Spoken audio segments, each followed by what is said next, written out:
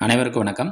அடரா கணிதம் சேனல்ல இன்னைக்கு நம்ம டிஇடி மேக்ஸ் 2019ல கேட்ட கணிதத்திலிருந்து நம்ம பார்க்க இருக்கிறோம். ஏற்கனவே 2017ல கேட்ட கணிதங்கள் ஃபுல் கொஸ்டினையுமே சால்வ் பண்ணி அதோட ஷார்ட்கட் மெத்தடோட பதிவிட்டிருக்கேன். அதோட லிங்கை நான் டிஸ்கிரிப்ஷன்ல போடுறேன்.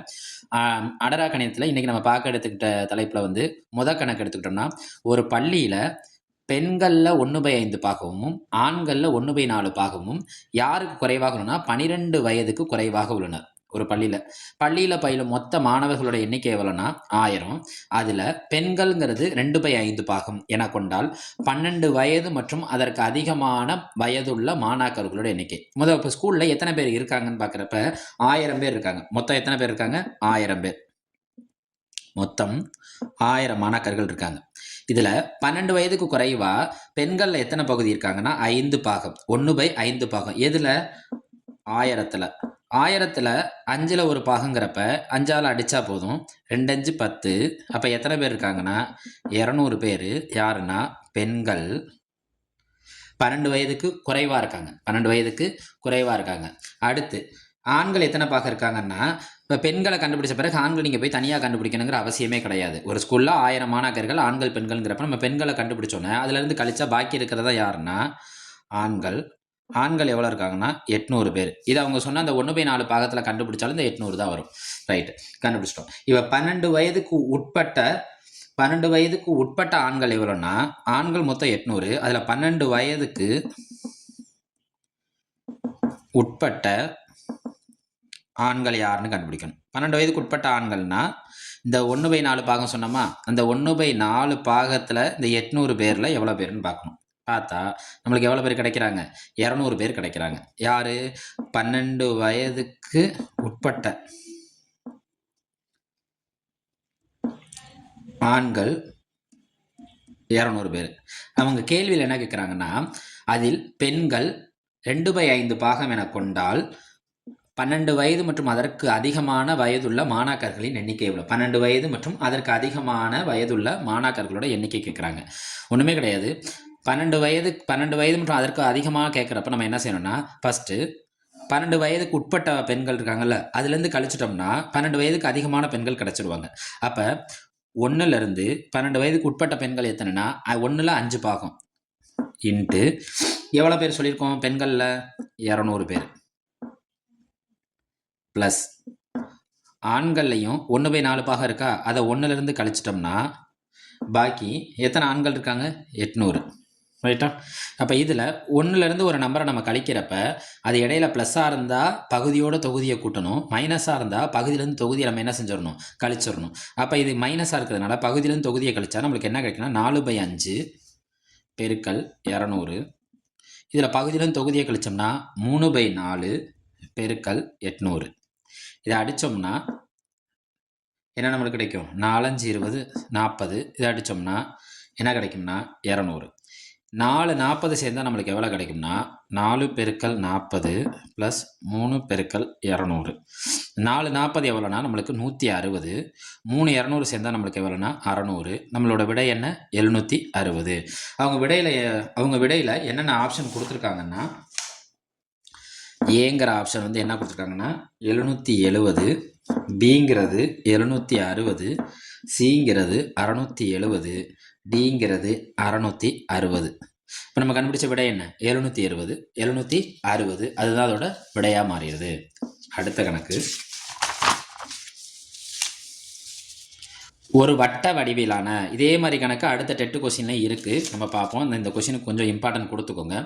ஒரு வட்ட வடிவிலான தாமிர கம்பியின் ஆரம் 35 சென்டிமீட்டர். இது ஒரு சதுர வடிவில் வளைக்கப்படுகிறது எனில் அச்சதுரத்தோட பக்கம் கேட்டிருக்காங்க. அச்சதுரத்தோட என்ன கேட்குறாங்க? பக்கம் என்னவா இருக்கும்னு நம்மள்கிட்ட கேட்குறாங்க. இதுக்கு ஆப்ஷன் என்னென்ன கொடுத்துருக்காங்கன்னா 50 சென்டிமீட்டர், பிங்கிறது 55 சென்டிமீட்டர், சிங்கிறது 62 சென்டிமீட்டர், டிங்கிறது 70 சென்டிமீட்டர். இப்படி கொடுத்துருக்காங்க ஆப்ஷன். இப்போ நம்ம கண்டுபிடிப்போமா? வட்ட வடிவில் இருக்க தாமிர கம்பியை எப்படி வளைக்கிறாங்கன்னா சதுரத்தில் வளைக்கிறாங்க. ஒரு வட்டத்தை வளைக்கிறோங்கிறப்ப அது யாரோட சுற்றளவு கண்டுபிடிக்கும்னா வட்டத்தோட சுற்றளவு. ஒரு வடிவத்தை நம்ம வளைக்கிறோம்னாலே அதோட சுற்றளவு கண்டுபிடிக்கணும். வட்டத்தோட சுற்றளவுக்கு என்ன ஃபார்முலா? 2 by R. இந்த ஆறுங்கிறது அவன் என்ன கொடுத்துருக்காங்கன்னா, ஆறுங்கிறது என்ன கொடுத்துருக்காங்க, 35 சென்டிமீட்டர். ஆறுங்கிறது நம்மளுக்கு என்ன கொடுத்துருக்காங்க, 35 சென்டிமீட்டர். அப்போ அதை அப்படியே பிரதியிட வேண்டியதான். I7 35, I2 10, 10 22 பேருக்குனா நமக்கு என்ன கிடைக்கும், 220. இது யாரோட சுற்றளவு, வட்டத்தோட சுற்றளவு. ஒரு கம்பியை வளைச்சு இன்னொரு வடிவம் உருவாக்குறாங்கன்னா அதோட ரெண்டோட சுற்றளவும் எப்படி இருக்கும்னா சமமாக இருக்கும். அப்போ வட்டத்தின் சுற்றளவும் சதுரத்தின் சுற்றளவும்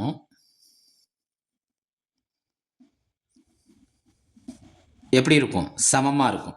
வட்டத்தோட சுற்றளவு எவ்வளோ, 220. அது இப்போ யாரோட சுற்றளவாக மாறுதுன்னா சதுரத்தோட சுற்றளவாக மாறிட்டு.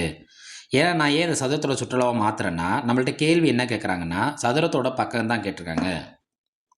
சதுரத்தோட சுற்றளவுங்கிறது 4 பக்கம் சேர்ந்தா அவங்க யாருன்னா சதுரத்தோட சுற்றளவுக்கான ஃபார்முலா. நம்மளுக்கு 4 பக்கத்தோட மதிப்பு கேட்கல, அச்சதுரத்தின் பக்கம் காண்க. அப்போ ஒரு பக்கம் தான் கேட்குறாங்க. அப்போ 220 நம்ம எதால் வகுக்கிறோம், 4ஆல் வகுக்கிறோம். 5 20, பாக்கி 2, 5 20. அப்போ நம்மளுக்கு விடை என்ன கிடைக்குது, விடை 55 சென்டிமீட்டர். விடைங்கிறது 55 சென்டிமீட்டர். ஒரு வடிவத்தை வளைச்சு இன்னொரு வடிவமாக மாற்றுறாங்கன்னா ரெண்டோட சுற்றளவுகள் எப்படி இருக்கும்னா கட்டாயமாக சரிசமமாக தான் இருக்கும். அப்போ இன்னொரு வடிவத்தோட சுற்றளவுக்கான ஃபார்முலா நம்மளுக்கு தெரிஞ்சிருந்துச்சுன்னா அதுலேருந்து நம்ம அந்த வடிவத்துக்கான பக்கமோ ஆரமோ உயரமோ நம்ம கண்டுபிடிச்சிடலாம். அடுத்து கொஸ்டின் நம்பர் 3. இது 2 மெத்தடில் நான் சொல்லிக் கொடுக்குறேன். ஒன்று ஃபார்முலாலையும் சொல்லிக் கொடுக்குறேன், இன்னொன்று நார்மல் மெத்தட்லையும் சொல்லிக் கொடுக்குறேன். அடரா கணிதத்தை சப்ஸ்கிரைப் செய்யுங்க, சப்போர்ட் பண்ணுங்க. ரைட். இப்போ ஒருவர் முதல் மாதம் 640, 2ஆம் மாதம் 720, 3ஆம் மாதம் 800 சேமிக்கிறார். ஒவ்வொரு மாதமும் அவர் சேமிச்சுட்டே போகிறாரு. அவர் தன்னுடைய சேமிப்பை அதே தொடர் வரிசையில் தொடர்ந்தால் 25வது மாதம் அவர் சேமிக்கும் தொகையை காண்க. 25வது மாதத்தில் அவர் எவ்வளோ சேமிப்பான்னு கேட்குறாங்க. நம்ம இதில் என்ன தெரிஞ்சுக்கணும்னா 2 மெத்தடில் போட போகிறேன். இது 640 ரூபா முதல் மாதம் சேமிக்கிறாரு. அடுத்தடுத்த மாதம் பார்த்தீங்கன்னா அவர் எவ்வளோ ஏற்றிட்டே போகிறாருன்னா 640லேருந்து 720ங்கிறது 80 ரூபா ஏற்றுறாரு. அடுத்த மாதம் பார்த்தீங்கன்னா 720லேருந்து 800ன்னு வரப்போ திரும்ப 80 ரூபா ஏற்றுறாரு. அப்போ 640 முதல் அதே தான், முதல்ல அப்படியே வச்சுக்கிட்டு ஒவ்வொரு மாதமும் ஸ்டெப் அப் பண்ணுறாரு. அதாவது என்ன சொல்லுவாங்கன்னா எஸ்ஐபிலே இன்னொரு எஸ்ஐபி சொல்லுவாங்க. ஒவ்வொரு மாதமும் அதை நம்ம இப்போ நம்ம 500 கட்டுறோம்னா இது 50 ரூபா ஏற்றி கட்ட சொல்லுங்கள் அப்படின்னு சொல்லி நம்ம ஆட்டோமேட்டிக் கொடுத்துட்டோம்னா முதல் மாதம் நம்ம அக்கௌண்ட்லேருந்து 500 எடுக்கும், 2வது மாதம் 550 ரூபா எடுக்கும், 3வது மாதம் 600 எடுக்கும். இது மியூச்சுவல் ஃபண்டில் உள்ளது. அதே மெத்தடில் அவர் என்ன செஞ்சுட்டு இருக்காருன்னா சேமிச்சுக்கிட்டே இருக்காரு. எத்தனை மாதம் சேமிக்கிறாரு, 25வது மாதம் வரப்போ அவர் எவ்வளோ சேமிச்சிருப்பார் தான் நம்மளோட கேள்வி. இப்போ நம்ம இந்த ஃபார்முலா இல்லாமல் போட்டோம்னா ஒன்றுமே கிடையாது. இந்த 640 முதல் மாதம் ஃபிக்ஸட் இருக்குல்ல, அதை அப்படியே வச்சுக்கணும். இந்த முதல் மாதம் இங்கே எழுதுனதுனால இப்போ 25 மாதத்தில் ஒரு மாதம் போயிருமா. இப்போ நம்ம பாக்கி எத்தனை மாதம் இருக்கும், 24 மாதம். அவர் எவ்வளோ சேமிச்சிட்ருக்காரு, 80 ரூபா சேமிக்கிறார். இப்போ சேமிப்புனா இங்கே இடையில என்ன போடுங்க, சேமிப்பு, அப்போ ப்ளஸ். அப்போ இந்த 24 80 நம்ம என்ன செய்யணும்னா பெருக்கணும். இந்த 80 மறந்துடுங்க, 8 பெருக்குங்க. 8 32, பாக்கி 3, 8 2 16, 16 3 19. அப்போ நம்மளுக்கு எவ்வளோ கிடைக்குதுன்னா 25வது மாதத்தில் அவர் எவ்வளோ சேமிச்சிருப்பார், 2560. இதுக்கான ஆப்ஷன் என்னென்ன கொடுத்துருந்தாங்கன்னா 2650, 2560, 2450, 2540. அப்போ இந்த நம்மளுக்கு அவர் எவ்வளோ சேமிக்கிறான்னு நம்ம கண்டுபிடிச்சிருக்கோம், 2560. இது ஒரு மெத்தட். இதே ஃபார்முலானா இந்த தொடர் வரிசைன்னு ஒரு வார்த்தை விட்டுருக்காங்க. இது என்ன தொடர் வரிசைனா 80 80 அதிகரிச்சுக்கிட்டே போகுது. அப்போ இது என்ன தொடர் வரிசைனா கூட்டு தொடர் வரிசை. அப்போ டிஎனுக்கு என்ன ஃபார்முலானா a + n - 1 × d. இந்த ஆவதுங்கிற வார்த்தை வந்தாலே அது டிஎன். இந்த ஏங்கிறது என்னென்னா அவர் ஆரம்பத்தொகை எவ்வளோ, 640. எத்தனை மாதத்துக்கு, 25 மாதத்துக்கு. எவ்வளோ டிஃப்ரெண்ட் போகுதுன்னா 80 ரூபா தானே நம்ம கண்டுபிடிச்சோம், அந்த 80 திரும்ப அதே தான் வரும். 640 24 80, 640 + 1920. ரெண்டையும் கூட்டினா நம்மளுக்கு என்ன கிடைக்குது? டி 25ஓட மதிப்பு என்னென்னா 2560. இது ஃபார்முலா படி போடுறது. இது ஃபார்முலாவை நம்ம அண்டர்ஸ்டாண்ட் பண்ணிக்கிறது. நம்மளுக்கு கணக்கை பொறுத்த வரைக்கும் என்னென்னா அந்த இடத்துல அண்டர்ஸ்டாண்ட் பண்ணி அதுக்கான விடையை எளிமையாக கண்டுபிடிச்சாலே போதும். அவர் முதல் மாதம் எவ்வளோ சேமிக்கிறார்? 640. எவ்வளோ மாதம் தொகையை அதிகரித்து போயிட்டுருக்காருன்னா ஸ்டெப்பப் பண்ணிகிட்டு இருக்குது 80 ரூபா ஸ்டெப்பப் பண்ணிகிட்ருக்காரு. இந்த முதல் மாதத்தை மட்டும் எடுத்துக்கிட்டப்ப பாக்கி இருக்கிற மாதம் எவ்வளோனா 24 மாதத்தால் அவர் எவ்வளோ அதிகப்படுத்தினார்? 80. அதை ரெண்டையும் பெருக்கினா நம்மளுக்கு என்ன கிடைக்கும்னா 1920. அதை கூட்டினா நம்மளுக்கு என்ன கிடைக்கும்? 2560. தங்கள் ஆதரவுக்கு நன்றி. வணக்கம் நண்பர்களே. அடரா கணிதத்தில் டிஇடி 2019 மேக்ஸில் கேட்ட ஒரு வடிவியல் சார்ந்த கணக்கை பார்ப்போம். இது ஒன்றுமே இல்லை. ஏபியும் சிடியும் பேரலாக இருக்கான், சிடியும் இஎஃப்பும் பேரலாக இருக்கான், இஏங்கிறது ஏபிக்கு பர்பண்டிகுலராக இருக்கான், அதாவது செங்குத்தாக இருக்கான்.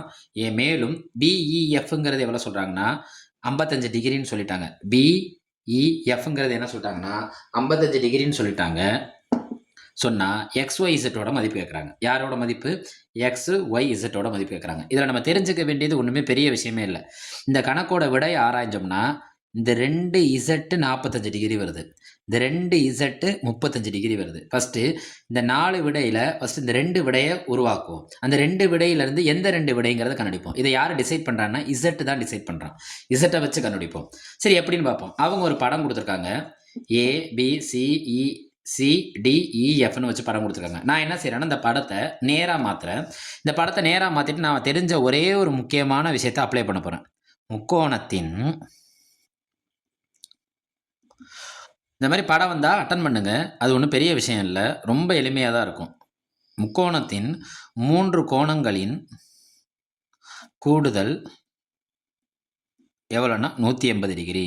இது ஒரு படத்தில் வடிவேல் சொல்லுவாங்க, ஒரு காமெடிக்காக, கஸ்டமர் அப்போ திறந்து பாரு, இந்த பெட்டியை திறந்து பாரு, உனக்கு ஹெல்ப் பண்ணுங்கிற மாதிரி. இந்த கூட்டுற மட்டும் என்றைக்குமே நான் வச்சுக்கோங்க, இது உங்களுக்கு என்றைக்குமே ஹெல்ப் பண்ணும். முக்கோணத்தோட 3 கோணத்தை கூட்டினா நமக்கு எத்தனை டிகிரி கிடைக்கும்? 180 டிகிரி கிடைக்கும். இப்போ நான் என்ன செய்யறேன்னா இந்த படத்தை அப்படியே இப்படி மாற்றிட்டேன். இந்த படத்தை என்ன செஞ்சுட்டேன்? இப்படி இருந்த படத்தை நான் இந்த மாதிரி மாற்றிக்கிட்டேன், அதாவது தலைகீழ வரைஞ்சிருக்கேன். இப்போ இதில் நான் என்ன தெரிஞ்சுக்கிறேன்னா ஒவ்வொரு கோடும் நேர்கோடு. இந்த நேர்கோட்டில் இந்த கோணம் இருக்குல்ல, இந்த கோணம் எத்தனை டிகிரியாக இருக்கும்னா இது 90 டிகிரியாக இருக்கிறப்ப எத்தனை டிகிரியாக இருக்குன்னா கட்டாயமாக 90 டிகிரியாக இருக்கும். இந்த 90 டிகிரியில் இப்போ நான் இசட்டை தான் கண்டுபிடிக்க போகிறேன். ஏன்னா இசட்டை வச்சேன்னா, இசட்டை கண்டுபிடிச்சேன்னா ஏதாவது 2 விடையை தப்புன்னு நான் ஒதுக்கி விட்ருவேன். அடுத்து மற்ற 2 விடையை வச்சு விடை என்னங்கிறத கண்டுபிடிக்க எனக்கு எளிமையாக இருக்கும். நான் என்ன செய்கிறேன்னா இது 90 டிகிரிங்கிறப்ப இது 55னா இந்த டிகிரி என்னவாக இருக்குன்னு பார்க்குறேன். அப்போ என்னவாக இருக்கும்? 90லேருந்து இவனுக்கு 55 ரூபா கொடுத்துட்டேன், மொத்தம் 90 ரூபா இருக்கணும். அப்போ 55 ரூபா போச்சுன்னா பாக்கி எவ்வளோ ரூபா இருக்கும்னா என் கையில் எவ்வளோ ரூபா இருக்கும்? 35 ரூபா இருக்கும். அப்போ கண்டிப்பாக இசட்டோட மதிப்பு என்ன ஆயிடுது? எனக்கு கோணம் இசட்டோட மதிப்பு 35 டிகிரி கிடச்சிருது. நான் என்ன செஞ்சுட்டேன்? பாதி கிணறை தாண்டிட்டேன். இப்போ நான் யாரை கண்டுபிடிக்கணுங்கிற அவசியம் இல்லைன்னா ஏவும் பியும் கண்டிப்பாக இதில் என்ன கிடையாது? விடை கிடையாது. சரி, இசட்டை கண்டுபிடிச்சிட்டேன். ஆனால் இங்கே போய் எக்ஸையும் ஒய்யையும் பார்த்தோன்னா எக்ஸ் இங்கே 127, ஒய் வந்து என்னவா இருக்கான்னா 127, இங்கே எக்ஸ் 125, ஒய் என்னவா இருக்கான்? 125. இந்த ரெண்டு பேரில் யார் விடைங்கிறத இப்போ நான் கண்டுபிடிக்க போகிறேன். அப்போ அதுக்கு நான் யாராவது ஒரு ஆளை கண்டுபிடிச்சா போதும். ஒன்று எக்ஸை கண்டுபிடிக்கணும், இல்லைன்னா யாரை கண்டுபிடிக்கணும்? ஒய்யை கண்டுபிடிக்கணும். இன்னொன்று நல்லா தெரிஞ்சுக்கோங்க, நேர்கோட்டின் கோணம் 180 டிகிரி. நம்ம கையில் ஒரு ஸ்கேல் எடுத்தோம்னா அதில் நம்ம சின்ன பிள்ளையில் நம்ம படிச்சிருப்போம், அந்த பாகைமானி மாதிரி இருக்கும், ப்ரொடக்டர்னு சொல்லுவோம். அந்த ப்ரொடக்டரை பார்த்தீங்கன்னா நடுவில் என்ன இருக்கும்னா, நடுவில் இந்த சைடு பார்த்தீங்கன்னா 180 டிகிரி இருக்கும், இந்த சைடும் பார்த்தீங்கன்னா 180 டிகிரி இருக்கும், இந்த சைடு பார்த்தீங்கன்னா 0 டிகிரி இருக்கும், இந்த சைடு பார்த்தீங்கன்னா 0 டிகிரி இருக்கும். அப்போ இந்த நேர்கோட்டோட கோணம் என்னவாக இருக்கும்னா 180 டிகிரி. நான் என்ன செய்கிறேன்னா இந்த ஏபி இருக்கா, ஏபிக்கு பக்கத்தில் யார் இருக்கா? எக்ஸ் இருக்கான். இந்த எக்ஸை கண்டுபிடிக்க போகிறேன். இந்த எக்ஸை கண்டுபிடிக்கிறதுக்கு நான் என்ன விஷயத்தை கையில் எடுத்துக்கிறேன்னா, முக்கோணத்தோட 3 கோணங்களை கூட்டினா எனக்கு எத்தனை டிகிரி வரணும்? 180 டிகிரி வரணும். இந்த ஏங்கிறது எத்தனை டிகிரியாக இருக்கும்னா 90 டிகிரியாக இருக்கும். ஏங்கிறது எத்தனை டிகிரியாக இருக்கும்? 90 டிகிரியாக இருக்கும். இசட் நம்ம இப்போ என்ன கண்டுபிடிச்சிருக்கோம்? 35 டிகிரி கண்டுபிடிச்சிட்டோம். இப்போ இந்த முக்கோணத்தோட ஏ இசட் பிஏ கூட்டினா நம்மளுக்கு என்ன வரணும்? 90 டிகிரி வரணுமா? இப்போ 180 டிகிரி வரணுமா? 3 கோணங்களின் கூடுதல் 180 டிகிரின்னு சொன்னோமா? இந்த 90, இந்த 35, 90, 35, மூணாவது கோணம் நம்மளுக்கு தெரியாது, பின்னு வச்சுக்குவோம். பின்னு வச்சுக்குவோம். நம்மளுக்கு என்ன வரணும்? முக்கோணத்தோட 3 கோணங்களின் கூடுதல் எத்தனை டிகிரி? 180 டிகிரி. இப்போ பிங்கிறது 180 மைனஸ் இந்த 90ல் 35 போச்சுன்னா நம்மளுக்கு என்ன கிடைக்கும்? 90 35 கூட்டினா நம்மளுக்கு என்ன கிடைக்கும்? 125. அப்போ இதுலேருந்து கோணம் பி நம்மளுக்கு என்ன கிடைக்குதுன்னா 180ல் 125 போச்சுன்னா பாக்கி எத்தனை டிகிரினா 65 டிகிரி. பாக்கி எத்தனை டிகிரி? 65 டிகிரி. நம்ம என்ன கணக்கை முடிக்கலை, 65 டிகிரி. இப்போ இந்த கோடு இருக்குது தெரியுமா? இந்த கோடை நான் பாகைமானி மாதிரி இப்படி திருப்பி பார்த்தா இது என்ன கூடனா நேர்கோடு. நேர்கோட்டில் அமையும் கோணம் எத்தனை டிகிரினா 180 டிகிரி. இப்போ 180 டிகிரியில் 65 டிகிரி என் கையில் இருக்குது. நேர்கோட்டின் கோணம் 180 டிகிரின்னு சொன்னா இந்த 180 டிகிரியில் என் கையில் இப்போ என்ன இருக்குன்னா 65 டிகிரி நான் கண்டுபிடிச்சிட்டேன். எதை வச்சு கண்டுபிடிச்சேன்? முக்கோணத்தோட 3 கோணங்களின் கூடுதல் எத்தனை டிகிரி? 180 டிகிரி. அதை வச்சு கண்டுபிடிச்சேன். இப்போ நான் எக்ஸோட மதிப்பு கண்டுபிடிக்கணும்னா இந்த எக்ஸு இந்த 65ஐயும் கூட்டினா எனக்கு என்ன வரணும்னா 180 வரணும். ஏன்னா நேர்கோட்டோட கோணம் எத்தனை டிகிரி? நேர்கோடுகள் அமையும் கோணங்களின் கூடுதல் 180 டிகிரி. இந்த ப்ளஸ் 65 இங்கே போணுச்சுன்னா கூட்டலோட ஃப்ரெண்டு கழித்தல். அப்போ எக்ஸுங்கிறது 180ஐயும் 180லேருந்து இந்த 65 கழிச்சா பாக்கி எனக்கு என்ன கிடைக்கும்? 125 டிகிரி. 125 டிகிரி. அப்போ எக்ஸோட மதிப்பு என்ன கிடைக்குது? எனக்கு 125 டிகிரி. நான் ஏற்கனவே இசட்டு 35 நம்ம கண்டுபிடிச்சி வச்சிருக்கோமா? அதில் எக்ஸோட மதிப்பு என்ன கிடைச்சிருக்கும்? 125 டிகிரி. அப்போ விடை என்ன? நம்மளுக்கு டி. விடை என்ன? டி. மறுபடியும் சொல்ல, முக்கோணத்தோட 3 கோணங்களின் கூடுதல் 180 டிகிரி. 180 டிகிரியை வச்சுட்டு 3வது கோணத்தை நம்ம கண்டுபிடிச்சிடுறோம். அந்த இசட்டில் இருக்குல்ல, முக்கோணத்தின் 3 கோணங்களும் கூடுதல் 180 டிகிரி. இந்த இசட்டுங்கிறது செங்கோணம்னு சொல்லிட்டோம். செங்கோணங்கிறது 90 டிகிரி. 90 டிகிரியில் 55 டிகிரி நம்ம கையில் இருக்குது. அப்போ இது என்னவா இருக்குன்னா 90லேருந்து இந்த 55 கழிச்சா நம்மளுக்கு கிடைக்கிறது என்ன? 35 டிகிரி. இது யாரோட மதிப்புனா இசட்டோட மதிப்பு. இசட்டோட மதிப்பை வச்சு நம்ம இந்த 4 விடைகளில் 2 விடையை ஃபில்டர் பண்ணிட்டோம். இந்த 2 விடையிலேருந்து நம்ம யாருன்னு கண்டுபிடிக்கிறதுக்கு அடுத்த வார்த்தையை நம்ம என்ன எடுத்துக்கிறோம்னா நேர்கோட்டின் கோணம். அடுத்த வார்த்தையை யார் எடுத்துக்கிறோம்? நேர்கோட்டின் கோணம் எத்தனை டிகிரின்னு எடுத்துக்கிறோம்? 180 டிகிரி. இவ்வளோதான் நண்பர்களே. வணக்கம் நண்பர்களே. P of x equal to x square plus x plus 2ன்னு டிஇடி மேக்ஸு 2019 கேட்ட ஒரு கணக்கை பற்றி பார்ப்போம். ஒரு பல்லுறுப்புக்கோவை கொடுத்துட்டாங்க. அது என்ன பல்லுறுப்புக்கோவைன்னு சொல்லிட்டாங்கன்னா இருபடி பல்லுறுப்புக்கோவைன்னு சொல்லிட்டாங்க. எக்ஸ்ஹெச்ஐ வெட்டும் புள்ளிகளோட எண்ணிக்கை. வெட்டும் புள்ளிகள்னா ஒன்றுமே கிடையாது, தீர்வு புள்ளிகள்னு அர்த்தம். என்ன புள்ளிகள்? தீர்க்கிற புள்ளிகள்னு கேட்குறாங்க. இதுக்கான ஃபார்முலா மட்டும் நம்ம தெரிஞ்சுக்கிட்டா போதும். ஃபார்முலா ஒன்றுமே கிடையாது. Delta equal to b square minus 4ஏசி. 4ஏசி அவ்வளோதான். இதில் சப்ஸ்டிட் பண்ணால் நம்மளுக்கு என்ன கிடைக்கிது? அதான் தீர்வுகள். இப்போ அவன் கொடுத்துருக்க ஈக்குவேஷன் என்ன? X square plus x plus 2. இதில் யார் ஏ, யார் பி, யார் சின்னு தான் இப்போ கேள்வி. அதில் கொடுத்துருக்க அந்த வடிவமைப்பே அப்படி தான் குறிக்கும். இருபடி பல்லுறுப்புக்கோவைனா 2 படிகளுக்கு முன்னாடி இருக்க கேளுங்கிறது என்னென்னா அந்த லெட்டருக்கு முன்னாடி இருக்க எண்களை குறிக்கிறது பேர் தான் கேளு. இந்த எக்ஸ் ஸ்கொயருக்கு முன்னாடி எந்த எண்கள் இருக்குது? எந்த எண்ணுமே இல்லைன்னா என்ன எண் இருக்கிறதா அர்த்தம்? 1 இருக்கிறதா அர்த்தம். எக்ஸுக்கு முன்னாடி இருக்க எண் என்னென்னா பியை குறிக்கும். தனியாக இருக்கான்ல அவன் யாருன்னா சிங்கிளாக இருக்கிறவன் சியை குறிக்கும். C equal to 2. நான் என்ன ஃபார்முலா சொன்னேன்? Delta equal to b square minus 4ஏசி. இதில் இந்த மதிப்புகள் அனைத்தையும் சப்ஸ்டிட் பண்ணால் நம்மளுக்கான வெட்டும் புள்ளிகள், அதாவது தீர்வு புள்ளிகளோட எண்ணிக்கை கிடச்சிடும்.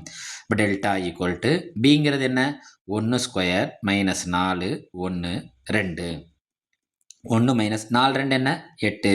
இப்போ டெல்டாவோட மதிப்பு எதில் கிடச்சிருக்குன்னா மைனஸில் கிடச்சிருக்கு. டெல்டாவோட மதிப்பு மைனஸில் கிடச்சா வெட்டும் புள்ளிகள் அத்தனையுமே கற்பனை புள்ளிகள்னு அர்த்தம். கணக்காக பார்த்தோம்னா என்ன சொல்லுவாங்கன்னா அதை பேர் கற்பனை புள்ளிகள் அல்லது மெய்யன் தீர்வுகள் இல்லை. மெய்யன் தீர்வுகள் இல்லைன்னு சொல்லுவாங்க. மைனஸில் கிடச்சா மட்டும்தான் கற்பனை புள்ளிகள்னு சொல்லுவாங்க. இல்லைன்னா என்ன சொல்லுவாங்க? மெய்யன் தீர்வுகள் இல்லை. இந்த இல்லைங்கிற வார்த்தையை பார்த்தாலே அது இந்த எண்களில் எந்த எண்ணை குறிக்கும்? 1 2 0 3ன்னு பார்க்குறப்ப நம்மளுக்கு யாரை குறிக்கும்? 0. அப்போ சியோட மதிப்பு என்னென்னா சியோட மதிப்பு சியோட ஆப்ஷனில் இருக்க அந்த 0 தான் இதுக்கான விடையாக மாறிடும். அடுத்து முக்கியமான கணக்கு.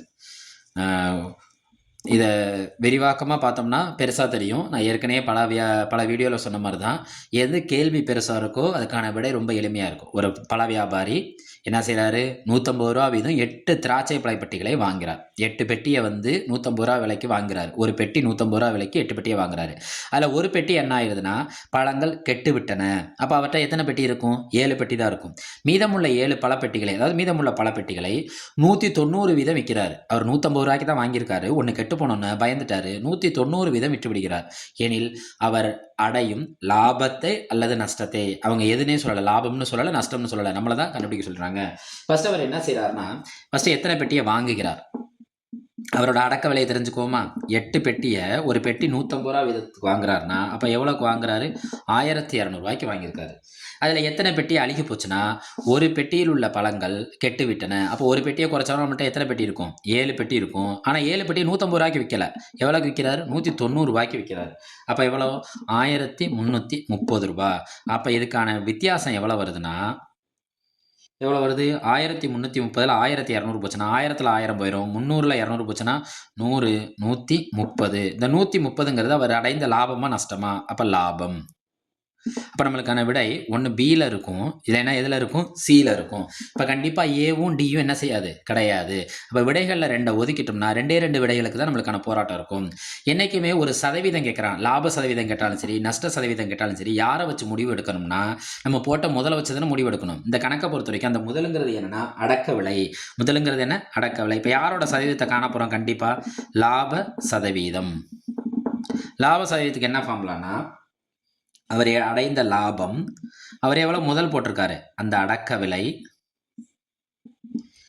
பெருக்கல் 100%. அவர் லாபம் அடைஞ்சா என்னன்னா, லாப சதவீதங்கிறது எப்படி கணக்கு பண்ணணும்? அவர் அடைஞ்ச லாபம், அவர் போட்ட முதலீடு தான் அடக்க விலை, பெருக்கல் என்ன? 100. அவர் எவ்வளோ லாபம் அடைஞ்சாரு? 130 ரூபா லாபம் அடைஞ்சிருக்காரு. எவ்வளோ அடக்க விலை வித்திருக்கு? அடக்க விலை எவ்வளோ? 1200 பெருக்கல் 100. பெருக்குவோமா? இந்த ஜீரோக்கு இந்த ஜீரோ என்ன ஆயிரும்? கேன்சல் ஆயிரும். இந்த ஜீரோக்கு இந்த ஜீரோ என்ன ஆயிரும்? கேன்சல் ஆயிரும். இந்த 130 நான் எதால் அடிக்கணும்னா 12ஆல் அடிக்கணும். இந்த 130 எதால் அடிக்கணும்? 12ஆல் அடிக்கணும். கண்டிப்பாக நம்மளுக்கு ஓர் 12 12, பை 12 120, 10 12 என்ன கிடைக்குது? 120. 10ன்னு பார்த்தோலே நம்ம இங்கே 2 கிளிக் பண்ணி வச்சுருக்கோமா? என்ன கிளிக் பண்ணி வச்சுருக்கோம்? பியும் சியும். அப்போ 10 இருக்கிறதுனால கண்டிப்பாக யார் தான் இதோட ஆன்சராக இருப்பா? பி தான் இதோட ஆன்சராக இருப்பாங்க. இருந்தாலும் 10ல் வச்சு வேறு ஏதாவது விட கொடுத்துருந்தாங்கன்னா நம்ம மறுபடியும் கொஞ்சம் ஃபுல்லாகவே செக் பண்ணி பார்ப்போமே. 12 120, பாக்கி 10 100, 8 12 96, 40.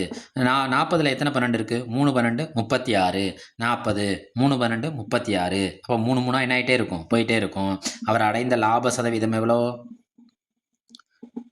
10.83. ஏன்னா அந்த 3வது இலக்கம் வந்து 5 5க்கு மேலே இருந்து தான் பக்கத்தில் ஒன்று கூட்டணும். அப்போ இது 5 விட குறைவாக இருக்கிறதுனால இந்த நம்பர் என்ன செஞ்சிடணும்? விட்டுறணும். அவர் அடைந்தது லாபம் தான். அது எவ்வளோனா 10.83%. மறுபடியும் சொன்னேன், பரீட்சையை பொறுத்த வரைக்கும் நம்ம முழுமையாக செய்யணும்னு அவசியம் கிடையாது. நம்மளுக்கு ஸ்டெப் மார்க் கிடையாது. நம்ம ஒரு ஸ்டெப்பில் 10ன்னு கண்டுபிடிச்ச பிறகு அந்த விடை ஃபஸ்ட்டு நம்ம இது லாபமாக நட்டமானு கண்டுபிடிச்ச பிறகு 2 விடை நம்ம கையில் கிடச்சது. ஒரு விடை என்ன? பி, இன்னொரு விடை என்ன? சி கிடச்சது. அந்த பியா சியான்னு பார்க்குறப்ப நம்ம கண்ணு முன்னாடி தெரிஞ்சது 10ன்னு தெரிஞ்சிருச்சு. புள்ளிக்கு அப்புறம் இருக்க நம்பரை நம்ம அப்புறம் பொறுமையாக கண்டுபிடிச்சிக்கலாம். 10ல் இருக்கிறது ஒரே ஒரு ஆன்சர் தான். இப்போ கண்டிப்பாக அந்த ஒரு ஆன்சரை டிக் பண்ணிவிட்டு நம்ம பாட்ட போயிட்டே இருக்கலாம். உங்களோட ஒத்துழைப்புக்கு நன்றி. அனைவருக்கும் வணக்கம். அடரா கணிதம் சேனல் தாங்கள் தேர்வுக்காக மேற்கொண்டு வரும் முயற்சிக்கும் பெறப்போகும் வெற்றிக்கும் மனமார்ந்த வாழ்த்துக்களை தெரிவித்துக் கொள்கிறது. போட்டித் தேர்வில் இந்த கூட்டு வட்டியில் கணக்கிடப்பட வேண்டிய காலம் அல்லது வட்டி விதத்தை காண உதவும் அடிப்படை விதின்னு சொல்லுவாங்க. ரூல் நம்பர் 72, 114, 144 பற்றி காண்போம். இந்த அடிப்படை விதி தெரிஞ்சால் நம்ம எளிய முறையில் கண்டுபிடிச்சிடலாம். இல்லைன்னா அதுக்கான ஃபார்முலா பயன்படுத்தி நம்ம கண்டுபிடிக்கிற மாதிரி இருக்கும். இப்போ எளிய முறையில் தெரிஞ்சுக்கிறதுக்கு ரூல் நம்பர் 72 எடுத்துக்குவோம். ரூல் நம்பர் 72, அதாவது அடிப்படை விதி 72. இது என்ன கூறுதுன்னா, கூட்டு வட்டியில் நம்பர் ஆஃப் இயர்ஸு அல்லது ரேட் ஆஃப் இன்ட்ரெஸ்ட்டை கால்குலேட் பண்ணுறதை பற்றி கூடுது. இன்னொன்று, ஒரு தொகை குறிப்பிட்ட ஆண்டுகளில் எப்போ டபுள் ஆகும் கேட்பாங்க. ஒரு தொகை குறிப்பிட்ட ஆண்டுகளில் எப்போ டபுள் ஆகும்? Double the money. இதோட மீனிங் என்னென்னா, டபுள் த மணி எப்படி எடுத்துக்கலான்னு பார்த்தோம்னா, number of years into rate of interest equal to 72. எப்போ ஒரு பணம் டபுள் ஆகும் குறிப்பிட்ட வருஷத்துலங்கிறத கண்டுபிடிக்கிறது. இப்போ நம்ம என்ன செய்யணும்னா, ஒருத்தவங்க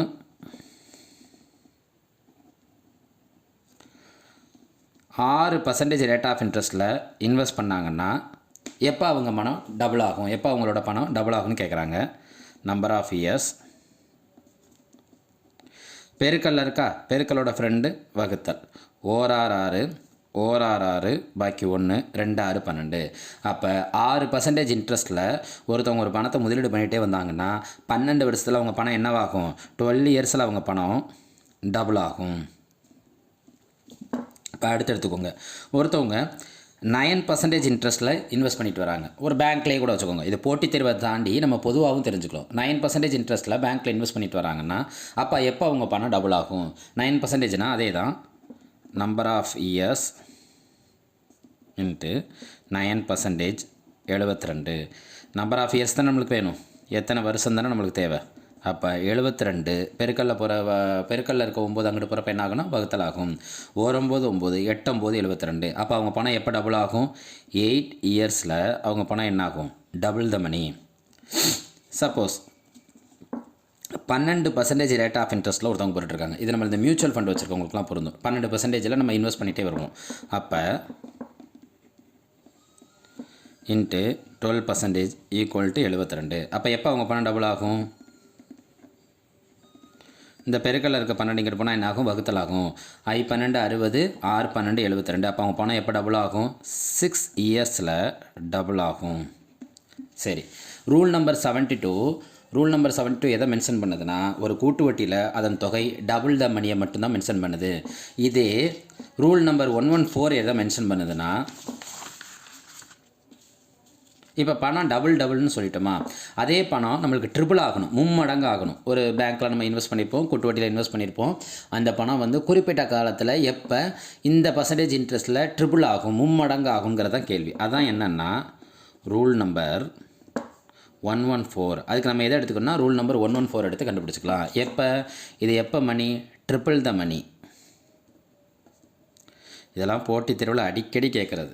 ட்ரிபிள் த மணி. ஒருவர் ஒரு வங்கியில் 9% இன்ட்ரெஸ்ட், 9% வட்டி வீதத்தில் பணம் இன்வெஸ்ட் பண்ணிகிட்டே வராரு. எத்தனை ஆண்டுகளில் அவர் பணம் மும்மடங்கு ஆகும் என கேட்புக்காங்க. ஒரு கேள்வியாகவே பார்த்துருவோமே. ஒருவர் 9% கூட்டு வட்டி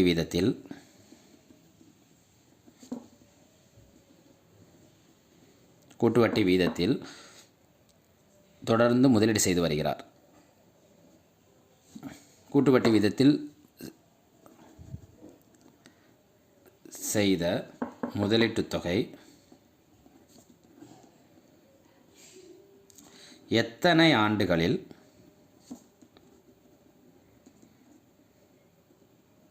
மும்மடங்காகும்? இந்த வார்த்தையில் இங்கே என்ன வார்த்தை கொடுத்துருக்காங்கன்னா மும்மடங்கு, ட்ரிபிள் த மணின்னு சொன்னாங்க. ட்ரிபிள் த மணினா நம்ம ரூல் நம்பர் என்ன எடுத்துக்கணும்? 114 எடுத்துக்கணும். ஒன்றுமே கிடையாது, அதே சேம் ஃபார்முலா தான். Number of years into rate of interest equal to 114. இப்போ நம்பர் ஆஃப் இயர்ஸ் தான் நம்ம கண்டுபிடிக்க போகிறோம். ரேட் ஆஃப் இன்ட்ரெஸ்ட் எத்தனை? 9%. நமக்கு நம்பர் ஆஃப் இயர்ஸ் தான் தேவை. 114 டிவைடட் பை 9. அடிப்போமா?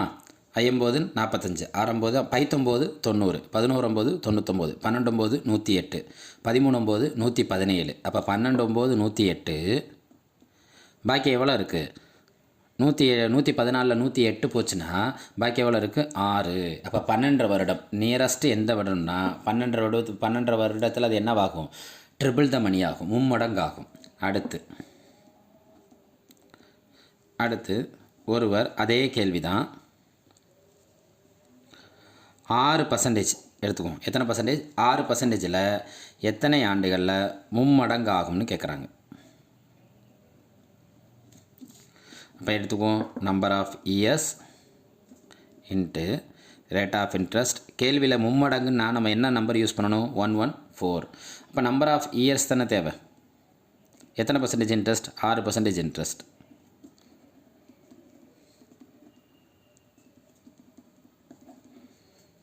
ரைட்டா? அடிப்போமா?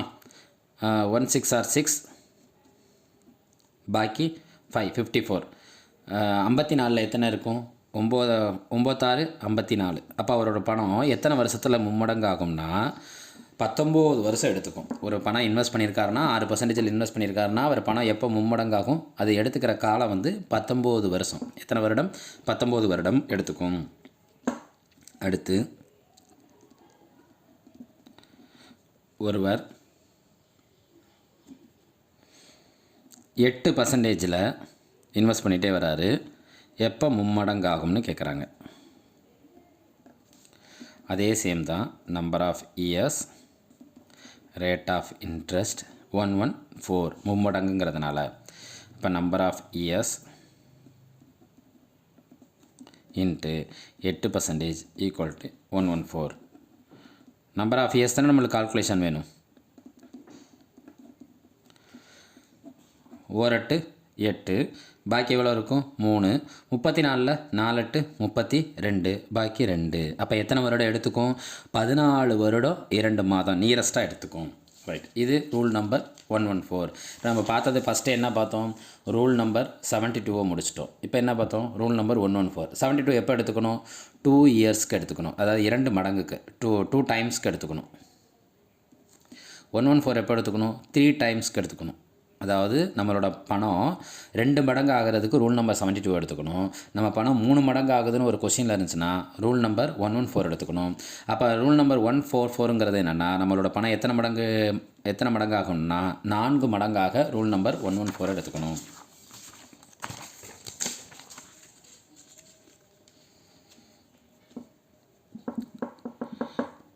ரூல் நம்பர் 144 இது எதை சொல்லுதுன்னா, இந்த அடிப்படை விதி ரூல் நம்பர் 144 எதை சொல்லுதுன்னா, நம்மளோட பணம் 4 டைம்ஸ் ஆகணும்.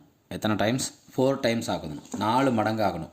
அப்போ ஃபார் எக்ஸாம்பிள் 9% இன்ட்ரெஸ்ட்டில் ஒருவரோட பணம் எப்போ 4 மடங்கு ஆகும்? இதான் கேள்வி. நம்மளோட போட்டித் தேர்வில் இந்த கேள்வி வந்திருக்கு. 9% ரேட் ஆஃப் இன்ட்ரெஸ்ட்டில் இன்வெஸ்ட் பண்ணியிருந்திருக்காங்க. அது எப்போ 4 மடங்கு ஆகும்னு கேள்வி. நம்மளுக்கு தெரிஞ்ச ஃபார்முலா என்ன? Number of years into rate of interest equal to என்ன நம்மளுக்கு 144. ஏன் நம்ம 144 யூஸ் பண்ணோம்னா இங்கே என்ன மடங்குன்னு சொல்லியிருக்காங்க? 4 மடங்கு சொல்லியிருக்காங்க. அப்போ number of years 9 equal to என்னடாமா 144. நம்மளுக்கு என்ன தேவைன்னா நம்பர் ஆஃப் இயர்ஸ் தானே தேவை. இந்த 144 டிவைடட் பை 9. 9ஆல் அடித்தோம்னா 9 9, பாக்கி 5, 54, 6 54. அப்போ எத்தனை வருஷத்தில் அது 4 மடங்கு ஆகும்னா 16 இயர்ஸில் அது எத்தனை மடங்கு ஆகுமா? 4 மடங்கு ஆகும். 16 இயர்ஸில் அது எத்தனை மடங்கு ஆகும்? 4 மடங்கு ஆகும். இப்போ ஒருத்தர் 12% ரேட் ஆஃப் இன்ட்ரெஸ்ட்டில் இன்வெஸ்ட் பண்ணிட்டு வந்தால் அது எப்போ 4 மடங்கு ஆகும்னு கேட்குறாங்க. பேங்க் எவ்வளோ தருது? கூட்டு வட்டி 12% தருது. அப்போ என்ன formula? Number of years into rate of interest equal to 144. Number of years into rate of interest எத்தனை பர்சன்டேஜ் இப்போ பேங்க் தருது? 12%. நம்மளுக்கு அது எத்தனை ஆண்டுகள் 4 மடங்காக எடுத்துக்கும் தான் கேள்வி. இந்த பெருக்கல்ல இருக்க 12 இங்கிட்டு போனால் என்ன ஆகும்னா வகுத்தல் ஆகும். 12 12, பாக்கி 2 12 24. அப்போ அவரோட பணம் 4 மடங்கு ஆகிறதுக்கு எடுத்துக்க வேண்டிய காலம் எவ்வளோன்னா 12 இயர்ஸ். நல்லா தெரிஞ்சுக்கோங்க, போட்டித் தேர்வில் இது ரொம்ப முக்கியமான கேள்வி. இதுக்கான ஃபார்முலா ப்ரொசீஜர் நிறையா இருக்குது. இப்போ இதுக்கான ப்ரொசீஜர்னு பார்த்தோம்னா, சப்போஸ் நம்ம இப்போ போட்டது அத்தனையுமே நான் ஒரு ப்ரொசீஜரில் ஒரு கணக்கில் சொல்கிறேன். ஒரு கேள்வி கேட்டிருக்காங்க, ஆசிரியர் தகுதி தேர்வுலேயே அந்த கேள்வியை கேட்டிருக்காங்க. அந்த கேள்வியை பாருங்கள். இந்த கேள்வி ஒரு ஒரிஜினல் கேள்வியை பார்த்தா உங்களுக்கு புரியும். ஒரு அசல் 5% கூட்டு வட்டி விகிதத்தில் விடப்பட்டால் அது எவ்வளவு காலத்தில் 3 மடங்காகும்? இதுதான் கேள்வி. இதுக்கான விடை என்னென்ன ஆப்ஷன் கொடுத்துருக்காங்கன்னா 22 ஆண்டு, 22.5 ஆண்டு, 23 ஆண்டு, 23 ஆண்டு. இப்போ நம்ம பார்த்தது இத்தனையுமே ஒரு போட்டித் தேர்வில் கேட்ட கேள்வியை வச்சு நம்ம கம்பேர் பண்ணி பார்ப்போம். அவங்க கேட்டிருக்கிறது என்ன சொல்லியிருக்காங்க? ஏதோ ஒரு குறிப்பிட்ட அசல் எத்தனை பர்சன்டேஜ் கூட்டி வட்டி வீதத்தில் 5% கூட்டி வட்டி வீதத்தில் விடப்பட்டால் அது எவ்வளவு காலத்தில் எத்தனை மடங்கு ஆகுமா? 3 மடங்கு ஆகுமா? நம்மளுக்கு தெரிஞ்ச ரூல்லாம் என்ன? இந்த மாதிரி கூட்டு வட்டி கொடுத்தா அந்த ரூல் நம்பர்ஸ்லாம் என்ன? 72, இன்னொரு ரூல் நம்பர் 114, இன்னொரு ரூல் நம்பர் 144. இந்த 72 எதுக்கு பயன்படுத்துவோம்னா டபுள் த மணி. இந்த 114 எதுக்கு பயன்படுத்தோம்னா ட்ரிபிள் த மணி. இந்த 144 எதுக்கு பயன்படுத்தோம்னா 4th டைம்ஸ் த மணி. இப்போ நம்ம கேள்வியில் என்ன மடங்கு கொடுத்துருக்காங்கன்னா 3 மடங்கு கொடுத்துருக்காங்க. அப்போ நம்ம என்ன ரூலை பயன்படுத்தணும்னா ரூல் நம்பர் 114. Rule number 114. அப்போனா என்ன அர்த்தம்? நம்பர் ஆஃப், நம்ம இப்போ இவ்வளோ நேரம் பார்த்தோம்ல, number of years into rate of interest equal to 114. Number of years into rate of interest எத்தனை பர்சன்டேஜ்? 5% equal to 114. நம்மளுக்கு எத்தனை ஆண்டுகள் தான் கேட்குறாங்க, எவ்வளவு காலம்னு கேட்குறாங்க. அப்போ நம்பர் ஆஃப் இயர்ஸ் தான் தேவை. 4/5. 5 அடிப்போமா? 1 5 சார் 5, 1 5 5, 2 5 10, பாக்கி 14, 2 5 10, பாக்கி 4 40. 40 எத்தனை 5 இருக்கும்? 8 5.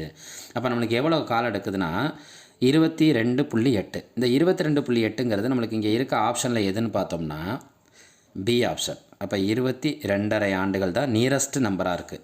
Nearest option. இதோட கணக்கு முடிஞ்சிருச்சு. இதே சப்போஸ் இதை நம்ம ப்ரொசீஜர் படி போடுறோம்னா வாட் இஸ் த ப்ரொசீஜர்? அந்த அமௌண்ட்டுங்கிறது எது? B into 1 + r/100 power n.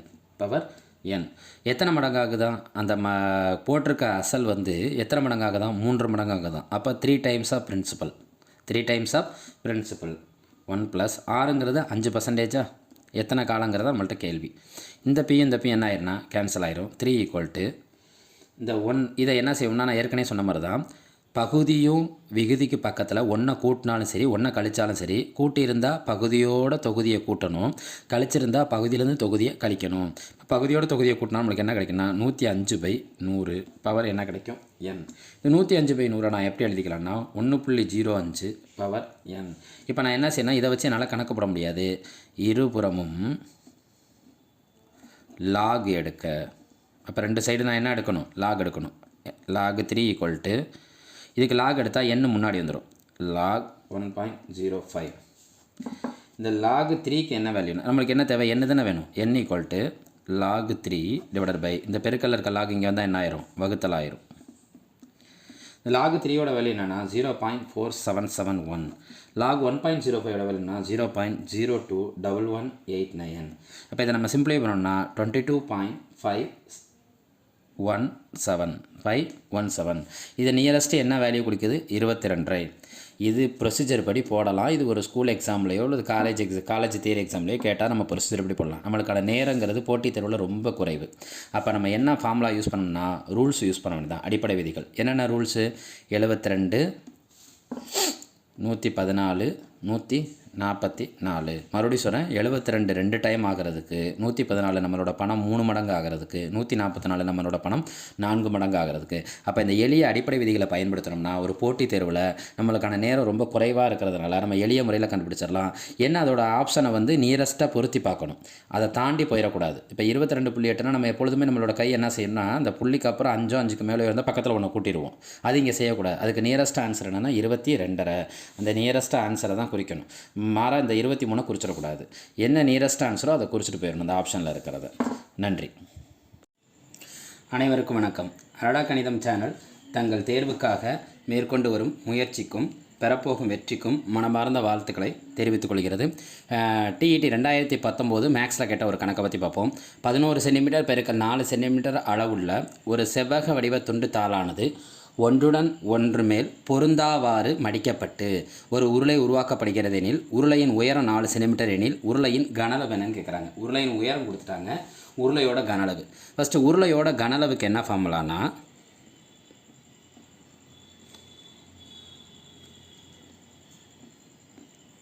πr²h. இதில் நம்மளுக்கு பைக்கு மதிப்பு தெரியும் 22/7. உருளையோட உயரம் என்ன கொடுத்துருக்காங்க? 4 மதிப்பு தெரியும். இந்த ஆரம் மட்டும்தான் இப்போ நம்ம கண்டுபிடிக்கணும். உருளையோட ஆரம் மட்டும்தான். அதுக்கு அவங்க ஒரு க்ளூ கொடுத்துருக்காங்க. ஒரு செவ்வக வடிவ துண்டுத்தாளானது ஒன்றுடன் ஒன்று மேல் பொருந்தாவாறு மடிக்கப்பட்டு, இந்த மாதிரி ஒன்றுடன் வந்து பொருந்தாவாறு மடிக்கப்படுகிறதுனா அதோட நீளம் இருக்குது தெரியுமா? அந்த நீளம் யாரோட சுற்றளவாக மாறும்னா செவ்வகத்தோட நீளம்,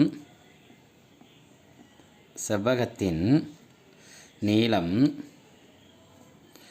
ஒன்றுடன் மேல் ஒன்று பொருந்தாவாறு. அப்போ அது யாரோட சுற்றளவாக மாறும்னா வட்டத்தின் சுற்றளவாக மாற்றப்படும். வட்டத்தோட சுற்றளவுக்கு நமக்கு என்ன ஃபார்முலா 2πr. செவ்வகத்தோட நீளங்கிறது இங்கே அவன் கொடுத்துருக்கப்பே 11 சென்டிமீட்டர் பெருக்கல் 4 சென்டிமீட்டர்னு கொடுத்துருக்காங்க. கண்டிப்பாக இது என்னவை குறிக்கும்னா நீளத்தை குறிக்கும், இது எதை குறிக்கும்னா அகலத்தை குறிக்கும். அப்போ இதுலேருந்து நம்மளுக்கு செவ்வகத்தோட நீளத்தை நம்ம யாரோட சுற்றளவாக எடுத்துக்கோம்னா வட்டத்தோட சுற்றளவாக எடுத்துக்குவோம். செவ்வகத்தோட நீளம் எவ்வளோ 11. அப்போ அதை வட்டத்தோட சுற்றளவுகளோட கம்பேர் பண்ணுறப்ப r = 11/1/2. இந்த பையோட மதிப்பு நம்மளுக்கு என்ன தெரியும்னா 22/7. அது இந்த சைடு வரப்போ 7/22. எல்லாமே இங்கே இருக்க பெருக்கள் அனைத்துமே இங்கே வரப்போ என்ன ஆகும்னா வகுத்தலாக மாற்றப்படும். 1 11 2 11 22. அப்போ r = 7/2. இருக்குன்னா நம்மளுக்கு என்ன கிடைக்குன்னா 4. அப்போ r நம்மளுக்கு என்ன கிடைக்கிது 4 கிடச்சிருது. நம்ம ஏற்கனவே சொன்ன மாதிரி தான் உருளையோட கனளவு கேட்டிருக்காங்க. உருளையோட கனளவுக்கு நம்மளுக்கு என்ன ஃபார்முலா தெரியும் πr²h. இப்போ ஹச்சுங்கிறது உருளையோட உயரம் 4 அவங்களே கொடுத்துட்டாங்க. இப்போ நம்ம யாரை கண்டுபிடிச்சோம்னா ஆரம் தான் நம்மளுக்கு தேவை. அந்த ஆரத்தையே நம்ம இப்போ கண்டுபிடிச்சிட்டோம். ஆரம் என்னென்னு கண்டுபிடிச்சிருக்கோம் 7/4ன்னு கண்டுபிடிச்சிருக்கோம். ஆரம் என்ன கிடச்சிருக்குன்னா 7/4. அப்போ உருளையோட கனளவு கண்டிப்பாக கண்டுபிடிச்சிடலாம். உருளையின் கனளவு = πr²h. அப்போ 22/7. r²னா ஆரத்தை 2 தடவை எழுதணும். 7/4 பெருக்கல் 7/4. ஹச் நம்மளுக்கு என்ன தெரியும், அவங்களே கேள்வியில் என்ன கொடுத்துருக்காங்கன்னா உருளையின் உயரம் 4 சென்டிமீட்டர் எனில் அவங்களே கொடுத்துட்டாங்க கேள்வியில். அதை தான் நம்ம ஹச்சா எடுத்துக்கிறோம். இந்த நாள் என்ன ஆயிருன்னா கேன்சல் ஆயிரும். இந்த 7 என்ன ஆயிருக்குன்னா கேன்சல் ஆயிடணும். 2 2 4 11 2 22 11 7 77/2. ஒரு நம்பரை நம்ம 2ஆல் வகுக்கிறோம்னா நம்ம என்ன செய்கிறோம் 2ஆல் வகுக்கிறோம்னா அதை என்ன ஆக்குறோம்னு அர்த்தம்னா பாதி ஆக்குறோம்னு அர்த்தம். அப்படி எடுத்து கணக்கு போடலாம். இல்லைன்னா வகுத்துட்டு போயிடலாம். 2 2 2 6 பாக்கி 1 8 2 16 பாக்கி 1 2 10. அப்போ நம்ம உருளையோட கனளவு என்ன 38.5 சென்டிமீட்டர் கியூப். இதுதான் நம்மளுக்கு உருளையோட கனளவாக கிடைக்குது. அப்போ அவன் கொடுத்துருக்க ஆப்ஷனில் ஆப்ஷன் ஏ தான் நம்மளுக்கு என்ன ஆப்ஷனு கரெக்டான ஆப்ஷனாக கிடைக்குது. அடுத்த கேள்வி இதே செவ்வக வடிவத்தை வச்சு தான் இருக்குது. 2019 டெட்டில் கேட்ட கணக்கை பற்றி பார்த்துட்ருக்கோம். அதில் செவ்வக வடிவ தோட்டம் 90 மீட்டர் நீளம் 75 மீட்டர் அகலமாக உள்ளது. அதன் பாதை எவ்வளோ கொடுத்துருக்காங்கன்னா இந்த பாதை தான் கணக்கே தீர்மானிக்குது. பாதை எவ்வளோ கொடுத்துருக்காங்கன்னா 5 மீட்டர் எனில் 5 மீட்டர் அகலத்தில் தோட்டத்தை சுற்றி அமைக்கப்படுகிறது எனில் பாதையின் பரப்பை எதில் காண்க ஹெக்டேரில் எழுதுக. எதில் எழுத சொல்கிறாங்கன்னா ஹெக்டேரில் எழுத சொல்கிறாங்க. ஹெக்டேருங்கிறது என்னென்னா எத்தனை சதுர மீட்டர் சேர்ந்தால் ஒரு ஹெக்டேர் கிடைக்கும் நம்மளுக்கு தெரிஞ்சிருக்கணும். எத்தனை சதுர மீட்டர் சேர்ந்தால் ஒரு ஹெக்டேர் கிடைக்கும் 10,000 சதுர மீட்டர் சேர்ந்தால் ஒரு ஹெக்டேர் கிடைக்கும். அப்போ நம்ம கண்டுபிடிக்கிற விடையை கடைசியாக இறுதி விடையை நம்ம எதில் வகுக்கணும்னா 10,000ஆல் வகுக்கணும். ஃபஸ்ட்டு ஒரு தோட்டம் ஒரு செவ்வக வடிவ தோட்டம்னு சொல்லிட்டாங்க. தோட்டத்தை சுற்றி நம்மளுக்கு என்னமா தோட்டத்தை சுற்றி நம்ம என்ன அமைப்போம்னா எப்பொழுதும் வேலி அமைப்போம். அந்த வேலி அமைக்கிறது மாதிரி இங்கே என்ன செய்யணும்னா காம்பவுண்டு கட்டுறாங்க. இங்கே என்ன கட்டுறாங்க காம்பவுண்டு கட்டுறாங்க. ஃபஸ்ட்டு நம்ம கொடுத்துருக்கிறதுல 2ஆக பிரிக்கிறோம். ஒன்று வெளி செவ்வகம், இன்னொன்று உள் செவ்வகம்.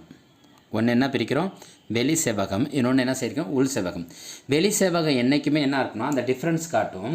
அந்த வெளி செவ்வகத்தோட நீளத்தை என்ன செய்யணும்னா நீளத்தையும் அகலத்தையும் நம்ம என்ன செய்யணும்னா அவன் கொடுத்துருக்க நீளத்தை எடுத்துக்கணும் ப்ளஸ் அவன் என்ன பாதை சொல்லியிருக்கானோ அந்த பாதையை 2ஆல் பெருக்கணும். ஏன் நம்ம 2ஆல் பெருக்கிறோம் எத்தனை நீளம் சேர்ந்தது ஒரு செவ்வகம் 2 நீளம் சேர்ந்தது ஒரு செவ்வகம். எத்தனை அகலம் சேர்ந்தது ஒரு செவ்வகம் 2 அகலம் சேர்ந்தது ஒரு செவ்வகம். அப்போ அகலம் எவ்வளோ கொடுத்துருக்காங்க 75. அதையும் அதோட பாதையோட எவ்வளோ 2ஆல் பெருக்கணும். 2 5 10 90 10 கூட்டினா நம்மளுக்கு என்ன கிடைக்கும்னா அப்போ புது நீளம் 100 மீட்டர். 2 5 10 10 75 கூட்டினா நம்மளுக்கு என்ன கிடைக்கும் 85 மீட்டர். அப்போ வெளி செவ்வகம் கிடச்சிருச்சு. உள் செவ்வகம் என்றைக்குமே மாறாது. உள் செவ்வகத்தோட நீளம் என்ன அவங்க கொடுத்துருக்கிறது தான் 90. அகலம் எவ்வளோ 75. செவ்வகத்தோட பரப்பளவு நம்மளுக்கு சின்ன பிள்ளையிலேருந்தே நம்ம படிச்சிருக்கோம். நம்மளுக்கு நல்லாவே தெரியும். செவ்வகத்தோட பரப்பளவு என்னென்னா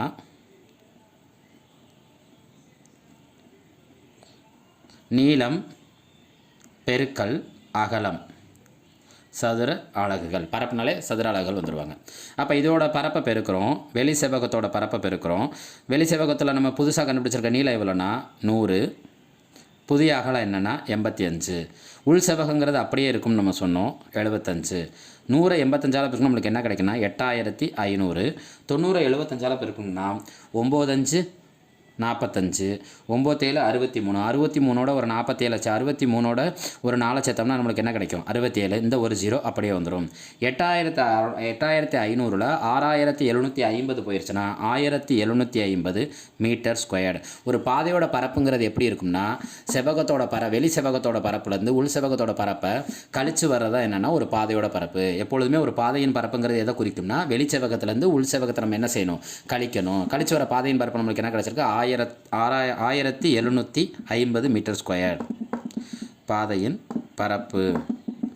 அவங்க கேள்வி என்ன கேட்குறாங்கன்னா பாதையின் பரப்பு கேட்கல, பாதையின் பரப்பை ஹெக்டேரில் எழுதுக. பாதையின் பரப்பை எதில் எழுதணுமா, ஹெக்டேரில் எழுதணுமா. அப்போ பாதையின் பரப்பை நம்ம ஏற்கனவே சொன்ன மாதிரி தான், ஒரு ஹெக்டேருங்கிறது எத்தனை சதுர மீட்டர் ஸ்கொயர் சேர்ந்தது, 10,000 சதுர மீட்டர் ஸ்கொயர் சேர்ந்தது. அப்போ 1750 நம்ம எதால் வகுக்கோம்னா 10,000ஆல் வகுக்கணும். 10,000ஆல் நம்ம வகுக்கிறப்ப ஒரு 0க்கு ஒரு 0 கேன்சல் ஆயிரும். 1 2 3 0 இருக்குது, இங்கே 3 நம்பர் இருக்குது. அப்போ 0.3 சார்ந்தள்ளி புள்ளி குத்தினோம்னா 0.175 ஹெக்டேர், 0.175 ஹெக்டேர். இந்த கணக்கு 2019 டிஇடி எக்ஸாமில் கேட்டிருந்தது. இந்த கணக்குக்கான விடை அந்த ஆப்ஷன்லேயே இருக்காது பாருங்கள். 0.675 ஹெக்டேர் இருக்கும், 0.085 ஹெக்டேர் இருக்கும், 0.850 ஹெக்டேர் இருக்கும், 6750 ஹெக்டேர் இருக்கும். இந்த ஆன்சர் அந்த ஆப்ஷன்லேயே இல்லை. நம்ம என்றைக்குமே ஒரு நம்ம கண்டுபிடிச்ச விடை அங்கே ஆப்ஷனில் இல்லைன்னா தைரியமாக அதை அட்டன் பண்ணிட்டு வந்துடணும். நம்ம கண்டுபிடிச்ச மெத்தட் எல்லாமே கரெக்டு அப்படின்னா நம்ம கண்டுபிடிச்ச விடையும் கண்டிப்பாக என்னவாக இருக்கும், கரெக்டாக இருக்கும். இந்த கணக்குக்கான விடைக்கு ஒரு மதிப்பெண் வழங்கப்பட்டது, அரசால் வழங்கப்பட்டது, ஆசிரியர் தேர்வு வாரியத்தால் வழங்கப்பட்டது. அனைவருக்கும் வணக்கம். அடதா கணிதம் சேனல் தாங்கள் தேர்வுக்காக மேற்கொண்டு வரும் முயற்சிக்கும் பெறப்போகும் வெற்றிக்கும் மனமார்ந்த வாழ்த்துக்களை தெரிவித்துக் கொள்கிறது. அடிக்கடி கேட்குற கொஸ்டின், ஒரு கடிகாரத்தில் தற்பொழுது நேரம் மாலை 3 மணி எனில் 1 மணி 5 நிமிடங்களுக்கு நிமிடம் உள்ளிற்கும் மணி முள்ளிற்கும் இடையில் உள்ள கோணம் என்னன்னு கேட்குறாங்க. இந்த கணக்கை பல்வேறு மெத்தடில் போடலாம். எப்படின்னா மணிமுள்ளோட நேரம் கண்டுபிடிக்கலாம், நிமிடமுள்ளோட நேரம் கண்டுபிடிக்கலாம், மணிமுள்ளோட கோணம் கண்டுபிடிக்கலாம், நிமிடமுள்ளோட கோணம் கண்டுபிடிக்கலாம். இதுக்குமான வித்தியாசத்தை பல்வேறு மெத்தடில் போடலாம். நம்ம என்றைக்குமே தேர்வு நேரங்கிறது ரொம்ப குறுகிய நேரம். அந்த குறுகிய நேரத்தில் கேள்விக்கான விடையை கண்டுபிடிக்கிற விஷயந்தான் இப்போ நம்ம பார்க்க போகிறோம். அந்த எவ்வளோ குறுகிய நேரத்தில் இந்த கேள்விக்கான விடையை நம்ம எப்படி கண்டுபிடிக்க போகிறோம்னா, கோணம் தானே கேட்டிருக்காங்க. கோணத்தை நான் தீட்டான்னு எடுக்கிறேன். என்ன எடுக்கிறேன், தீட்டான்னு எடுக்கிறேன். அப்போ தீட்டாவோட விடை என்னென்னா ஃபார்முலா தான், modulus of 30 hour minus 11/2 minutes. மறுபடியும் தெரிஞ்சுக்கோங்க, தீட்டாக்கான ஆன்சர் என்ன, 30 ஹவர் மைனஸ் 11/2 மினிட்ஸ். இந்த ஹச்சுங்கிறது மணியை குறிக்குது, இந்த எம்முங்கிறது நிமிடத்தை குறிக்குது. கொடுத்துருக்க மணி நேரத்தை எதால் பெருக்கணும், 30ஆல் பெருக்கணும். கொடுத்துருக்க நிமிடத்தை எதால் பெருக்கணும், 11/2ஆல் பெருக்கணும். பார்ப்போமா, 30. அவங்க என்ன சொல்லியிருக்காங்கன்னா தற்பொழுது நேரம் மாலை 3 மணின்னு சொல்லிட்டாங்க. 1 மணி நேரம் 5 நிமிடங்களுக்கு பிறகுனா 3 மணிக்கு அப்புறம் 1 மணி நேரங்கிறது என்ன ஆகும்னா 4 மணி ஆயிரும். 5 நிமிடங்கள்ங்கிறது 4 மணி, எத்தனை நிமிடங்கள், 5 நிமிடங்கள்னு ஆயிரும். சரியா? அப்போ கொடுத்துருக்க ஹவர், இப்போ புது ஹவர் என்ன கிடைக்கிது நம்மளுக்கு 4. அப்போ இந்த நம்பரும் லெட்டரும் சேர்ந்துருந்தா இது ரெண்டு என்ன பண்ணிட்டுருக்குன்னு அர்த்தம், பெருக்கிக்கிட்டுன்னு அர்த்தம். 30 4ஆல் பெருக்கணும்னா 120, 11×5 55/2. ஒரு நம்பரை நம்ம 2ஆல் வகுக்கிறோம்னா அதை என்ன ஆக்குறோன்னு அர்த்தம்னா, ஏற்கனவே சொன்ன மாதிரி அதை பாதி ஆக்குறோன்னு அர்த்தம். 55ல் பாதிங்கிறது 27.5. அப்போ 120லேருந்து 27.5 போச்சுன்னா நம்மளுக்கு என்ன கிடைக்குன்னா 92.5. 120 27.5 புள்ளியோடு கழிக்கணும். அப்போ இது என்ன ஆகும்னா 10 ஆகும், இது என்ன ஆகும்னா 9 ஆகும். இங்கே கடன் கொடுக்குறப்ப இது 11 ஆயிரும். 10ல் 5 போச்சுன்னா 5, 9ல் 7 போச்சுன்னா 2, 11ல் 2 போச்சுன்னா 9.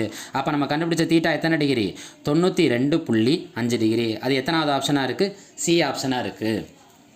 அடடா கணிதம் சேனலை சப்ஸ்கிரைப் செய்யுங்க, லைக் பண்ணுங்கள், சப்போர்ட் பண்ணுங்கள். நன்றி. அடுத்து மதிப்பு காண்க. sin 90 minus theta by 1 + sin theta plus cos theta by 1 + cos 90 minus தீட்டாவோட மதிப்பு கேட்குறாங்க. ஒன்றுமே கிடையாது. sin 90 minus theta, sin 90 minus தீட்டானா சைனுக்கு முன்னாடி இருக்க தீட்டா என்னன்னு பார்க்கணும். அப்போ அது என்ன தீட்டானா காஸ் தீட்டா. சைன் 90 மைனஸ் தீட்டானா இங்கே சிஓ இல்லைன்னா சிஓ சேர்க்கணும், சிஓ இருந்தால் சிஓ விட்டுறணும். 90 மைனஸுங்கிறது நிரப்பு கோணத்தை குறிக்கிறது.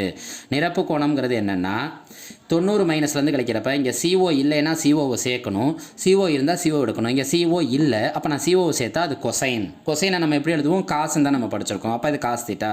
அடுத்து இங்கே எடுத்துக்கோங்க, காஸ் 90 மைனஸ் தீட்டா. இங்கே பாருங்கள் சிஓ இருக்கா, அப்போ சிஓவை எடுத்துட்டா இது என்ன தீட்டாவாக மாறினா சைன் தீட்டாவாக மாறிடும். மறுபடியும் சொல்கிறேன், நிரப்பு கோணங்கிறது 90 மைனஸ் தீட்டான்னு வந்தாலே அது என்ன கோணம்னா நிரப்பு கோணத்தை குறிக்கும். நிரப்பு கோணத்தோட கண்டிஷன் என்னென்னா சிஓ இல்லைன்னா சிஓவை சேர்க்கணும், சிஓ இருந்தால் சிஓவை எடுக்கணும். அப்போ இது என்னவாக மாறுதுன்னா காஸ் தீட்டாவாக மாறுது, இது என்னவாக மாறுதுன்னா சைன் தீட்டாவாக மாறுது. இது மட்டும் தெரிஞ்சுக்கோங்க ஃபஸ்ட்டு. அப்போ இந்த நான் கேள்வி என்ன செஞ்சுக்கிறேன்னா சைன் 90 மைனஸ் தீட்டாக்கு பதிலாக என்ன போட்டுக்கிறேன்னா cos theta by 1 plus sine theta plus cos theta by 1 minus sine theta. நம்ம எப்பொழுதும் போல தான் குறுக்க பெருக்கணும், இடையில ப்ளஸ்ஸோ மைனஸோ இருந்தால் அவனையும் பெருக்கணும். ஆன்சரே வந்துருச்சு.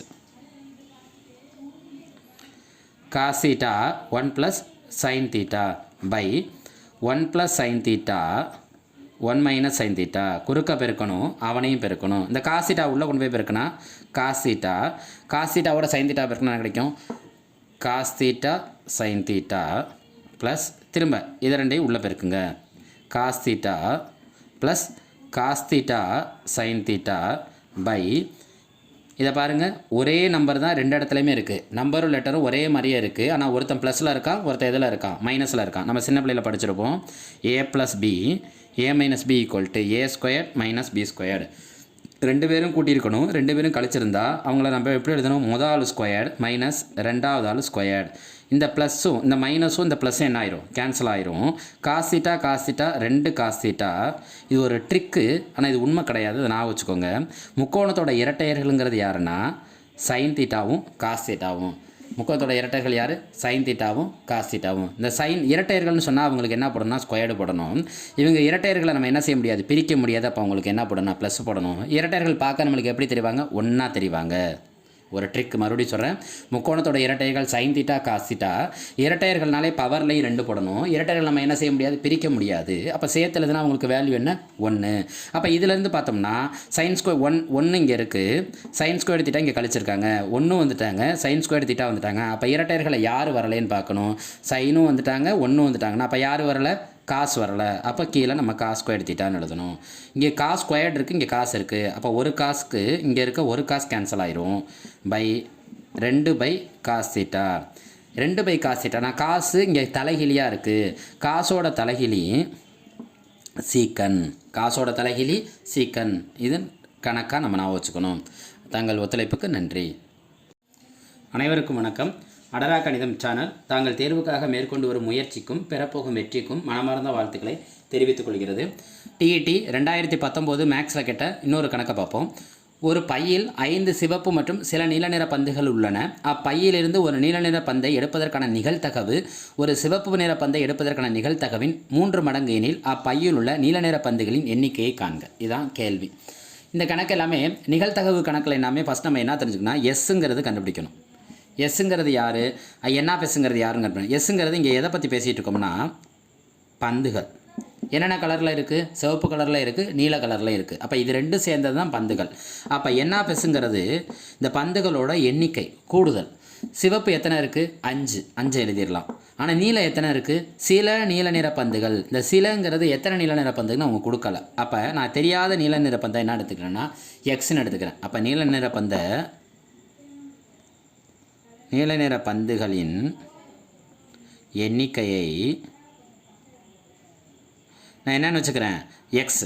கேள்வி என்ன கேட்டிருக்காங்க பாருங்க, பையில் உள்ள நீல நிற பந்துகளின் எண்ணிக்கை. இந்த எக்ஸோட மதிப்பு தான் கேட்டிருக்காங்க. எக்ஸோட மதிப்பை கண்டுபிடிச்சா நம்ம கணக்கு முடிஞ்சு போச்சு. எப்பொழுதுமே ஒரு நிகழ்தகவுங்கிறது அந்த பந்துகள் பை என்ஆஃப்எஸ், பந்துகள் பை என்ஆஃப்எஸ் சேர்ந்தது தான் அதோட நிகழ்தகவு.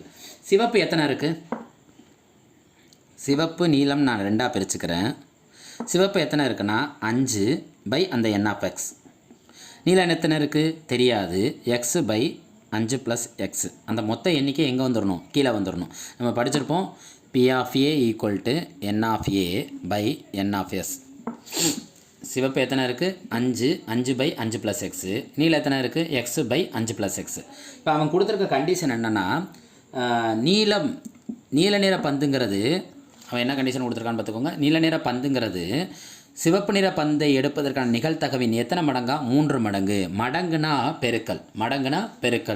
யாரோட பெருக்கல்னா நீலத்தோட பெருக்கல். நீலத்தை கம்பேர் பண்ணோம்னா அது யாரோட பெருக்குதுன்னா சிவப்பை பெருக்குது. சிவப்பில் எத்தனை மடங்கு பெருக்குதுன்னா 3 மடங்கு பெருக்குது. அப்போ நீலத்தை எடுத்துக்கோங்க x/5 + எக்ஸ். நீல நிற பந்தை எடுப்பதற்கான நிகழ்தகவுங்கிறது சிவப்பு பந்தை எடுப்பதற்கான நிகழ்தகவின் எத்தனை மடங்கா 3 மடங்கு. அவ்வளோதான், ஆன்சரே வந்துடுச்சு. இதை ப்ராக்கெட் போடுங்க. ஈக்குவல்ட்டுக்கு 2 சைடுமே சமமாக இருந்தால் இந்த ரெண்டு நம்பர் என்ன ஆயிரும், கேன்சல் ஆயிரும். x = 3 5 இருக்குதா, 3 5 எவ்வளோ 15. அப்போ ஆன்சர் என்ன, நீல நிற பந்தை எடுப்பதற்கான நிகழ்தகவு நம்ம என்னென்னு வச்சுருக்கோம், எண்ணிக்கை என்னென்னு வச்சுருக்கோம், எக்ஸ்னு வச்சுருக்கோம். எக்ஸோட மதிப்பு தானே கேட்டிருக்காங்க. எக்ஸோட மதிப்பு நம்மளுக்கு என்ன கிடச்சிருக்கு 15. மறுபடியும் சொல்கிறேன், ஒரு எஸ்ஸையும் என்ஆஃப்எஸ்ஸையும் கண்டுபிடிச்சிட்டோம்னா இந்த விடையை கண்டுபிடிச்சிடலாம். எஸ்ஸுங்கிறது பந்துகள். இந்த கணக்கு ஃபுல்லாக எதை பற்றி பேசுதுன்னா பந்துகளை பற்றி பேசுது. அதில் நீல நிற பந்துகளோட எண்ணிக்கை நம்மளுக்கு தெரியாது, அது எக்ஸ்னு வச்சுக்கிறேன். நீல நிற பந்தை எடுப்பதற்கான நிகழ்தகவுங்கிறது சிவப்பு பந்தை எடுப்பதற்கான நிகழ்தகவின் எத்தனை மடங்குன்னு சொல்லியிருக்காங்கன்னா 3 மடங்குன்னு சொல்லியிருக்காங்க. அப்போ மடங்குனா பெருக்கல். இதை என்ன செய்கிறேன், பெருக்குனா எனக்கு என்ன கிடைக்குது, x = 15. அடுத்து ஒரு முக்கியமான கணக்கு. இது சாதாரண கணக்கு தான். ஒரே எண்கள் 1 மடங்காகவே வந்துகிட்டே இருக்கும். 6 6 6 6 6 6. அடுத்து என்ன வரும் 6 6 6 6. இப்படி வந்துக்கிட்டே இருந்துச்சுன்னா எண் உறுப்புகளோட கூடுதல் கேட்டிருக்காங்க.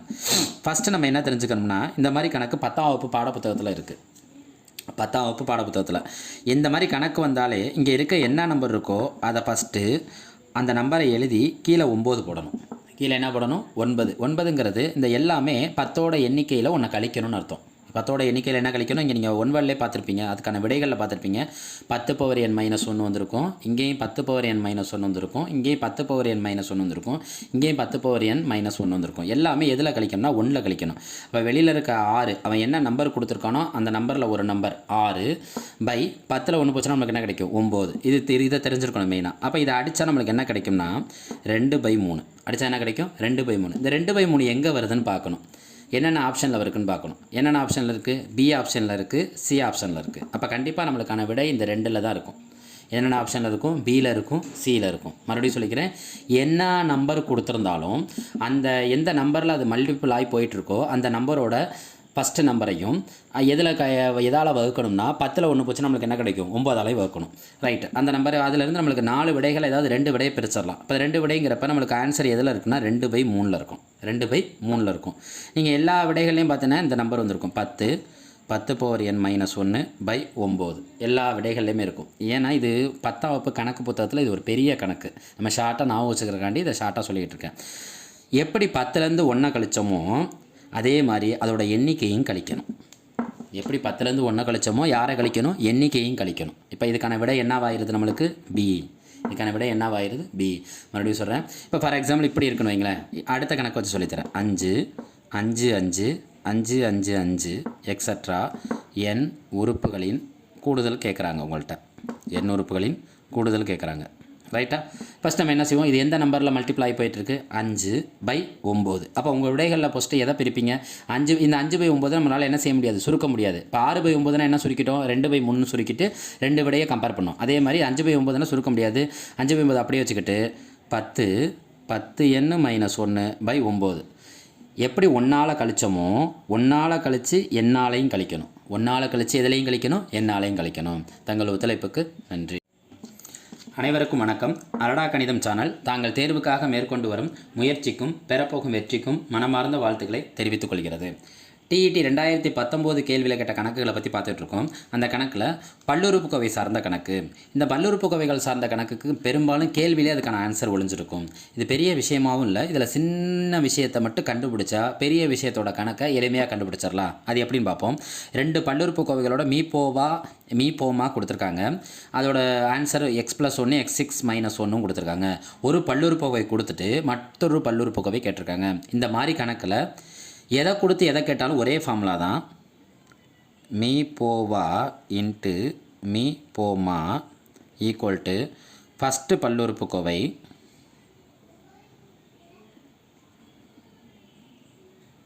பெருக்கல் செகண்ட் பல்லுறுப்புக்கோவை.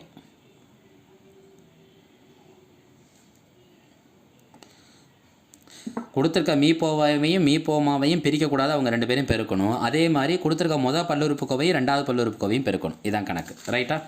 இப்போ அவங்க கொடுத்துருக்க மீப்போவா மீப்போமா என்ன, x+1 பெருக்கல் x6 - 1 ஈக்குவல் டு ஃபஸ்ட்டு பல்லுறுப்புக்கோவை என்ன, x³ + 1. செகண்ட் பல்லுறுப்புக்கோவை நம்மள்ட்ட கேட்டிருக்காங்க, அது செகண்டுன்னே வச்சுக்கோ, முழுசாக எழுதாமல், ரைட்டா? இப்போ இந்த x+1 என்னால் பிரிக்க முடியாது, அப்படியே தான் வச்சுக்கணும். ஆனால் x6 - 1 நான் என்ன செய்கிறேன்னா x³ - 1² எழுதுறேன். எழுத முடியுமா எழுத முடியாதா? அடுக்குக்கு அடுக்கு எடுத்தால் அடுக்கு ரெண்டையும் என்ன செய்யணும்னா பெருக்கணும். அடுக்குக்கு அடுக்கு எடுத்தால் அடுக்கு ரெண்டையும் என்ன செய்யணும், பெருக்கணும். இது யாரோட ஃபார்முலானா a² - b². ஒரு first letter squared minus second letter ஸ்கொயர்னா ரெண்டையும் கூட்டணும், ரெண்டையும் கழிக்கணும். அப்போ இதுக்கான ஃபார்முலா என்னென்னா a + b × a - b. ஒரு பல்லுறுப்புக்கோவையில் மொதல் ஆளும் ஸ்கொயர்டு ரெண்டாவது ஆளும் ஸ்கொயர்டாக இருந்துச்சுன்னா இடையில மைனஸ் குறி இருந்தால் ரெண்டையும் கூட்டணும், ரெண்டையும் கழிக்கணும். எப்படி இங்கே ஒன்றை வந்து ஸ்கொயர் எழுதிங்க, ஒன்றை மட்டும் நம்ம இஷ்டத்துக்கு எந்த பவரில் வேணாலும் எழுதலாம். ஒன்றை ஒரு 2 பவரில் எழுதலாம், ஒன்றை 3 பவரில் எழுதலாம். ஒன்றை எத்தனை தடவை பெருக்கலாம், நமக்கு என்ன தான் கிடைக்கும், 1 தான் கிடைக்கும். இப்போ நான் என்ன செய்கிறேன்னா x+1 அப்படியே வச்சுக்கிறேன். என்ன செய்யணும், ஏங்கிறவங்க யார், இப்போ x³, பிங்கிறவங்க யார் 1. ஏன்னா இந்த ஸ்கொயர்டை மறந்துடணும். ரெண்டையும் கூட்டணும், ரெண்டையும் கழிக்கணும்.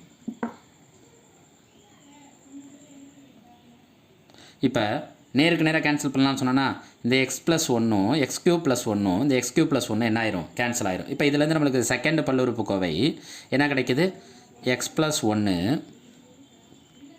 x³ - 1. அது என்ன கேட்டிருக்காங்க, மற்றொரு பல்லுறுப்புக்கோவை மற்றொன்றை காண்கன்னு கேட்டிருக்காங்க. அப்போ விடை என்ன, x+1 x³ - 1. x+1 x³ - 1 எங்கே இருக்குன்னா x+1 x³ - 1. Answer B. Answer என்ன, பி. அடுத்து சில விஷயத்தில் கேள்வியை நம்ம அண்டர்ஸ்டாண்ட் பண்ணாலே விட எளிமையாக கண்டுபிடிச்சிடலாம். அந்த மாதிரி கேள்வி தான் இந்த கேள்வி. 1 2 3 4 5 ஆகியவற்றின் திட்ட விளக்கம் கொடுத்துட்டாங்க. 51 52 53 54 55 ஆகியவற்றின் என்ன கேட்குறாங்கன்னா விளக்க வர்க்க சராசரி கேட்குறாங்க. இங்கே கொடுத்துருக்கிறது திட்ட விளக்கம், கேட்குறது விளக்க வர்க்க சராசரி. ஃபஸ்ட்டு இவங்க ரெண்டு பேருக்கு என்ன தொடர்புன்னு தெரிஞ்சுக்கணும். விளக்க வர்க்க சராசரி, விளக்க வர்க்க சராசரிங்கிறது இதில் ஃபஸ்ட் இந்த இடையில இருக்க வார்த்தை என்னென்னா வர்க்கம். அப்போ கொடுத்துருக்க திட்ட விளக்கத்தை ஸ்கொயர்டு பண்ணணும். எப்பொழுதுமே விளக்க வர்க்க சராசரி ஒன்று கேட்குறாங்கன்னா திட்ட விளக்கத்தை என்ன பண்ணணும், ஸ்கொயர்டு பண்ணணும். ஆனால் கொடுத்துருக்க திட்ட விளக்கத்துக்கே விளக்க வர்க்க சராசரி அவன் கேட்கல. 1 2 3 4 5க்கு திட்ட விளக்கம் கொடுத்துட்டு அவன் கேட்குறது என்னென்னா 51 52 53 54 55 கேட்குறாங்க. என்றைக்குமே ஒன்று தெரிஞ்சுக்கோங்க, திட்ட விளக்கத்தின் மதிப்பு எப்போ மாறாதுன்னா கூட்டினாலோ அல்லது கழித்தாலோ என்ன செய்யாது, மதிப்பு மாறாது. இப்போ திட்ட விளக்கத்தோட மதிப்பு கூட்டினாலோ கழித்தாலோ மாறாது. இதை ஏன் இங்கே சொல்கிறீங்க? இப்போ 1லேருந்து இங்கே 51ங்கிறப்ப எத்தனையை கூட்டியிருக்காங்கன்னு பாருங்கள். 1 2 3 4 5. ஆனால் அவன் கொடுத்துருக்கிறது 51, அது 50 + 1. இது என்ன எழுதலாம், 50 + 2. இதை என்ன எழுதலாம், 50 + 3. இதை என்ன எழுதலாம், 50 + 4. 5 என்ன எழுதலாம், 50 + 5. அப்போ இங்கே எல்லாமே கொடுத்துருக்க கேள்விக்கும் அடுத்த கேள்விக்குமான விடைகளில் ஒன்றையும் எவ்வளோ கூட்டியிருக்காங்கன்னா 50 கூட்டியிருக்காங்க. எவ்வளோ கூட்டியிருக்காங்க, 50 கூட்டியிருக்காங்க. நம்ம கொஞ்சம் நேரத்துக்கு முன்னாடி என்ன எழுதினோம், திட்ட விளக்கத்தின் மதிப்பு கூட்டினாலோ அல்லது கழித்தாலோ என்ன செய்யாது, மாறாது. அப்போ இதே திட்ட விளக்கம் தான் இது வரும். இந்த திட்ட விளக்கத்தோட மதிப்பு என்ன, √2. அதே திட்ட விளக்கம் தான் இந்த 50 51 52 53 54 55க்கு வரும். அப்போ விடையில் புதிய திட்ட விளக்கமும் அதே √2 தான். ஆனால் அவன் திட்ட விளக்கம் கேட்கல, கேள்வியில் என்ன கேட்டிருக்கான், விளக்க வர்க்க சராசரி கேட்டிருக்கான். விளக்க வர்க்க சராசரினா இப்போ என்ன சொன்னால் இதில் இருக்க அந்த வர்க்கங்கிற வார்த்தையை பார்க்குறப்ப √2 நம்ம என்ன செய்யணும், ஸ்கொயர் பண்ணணும்.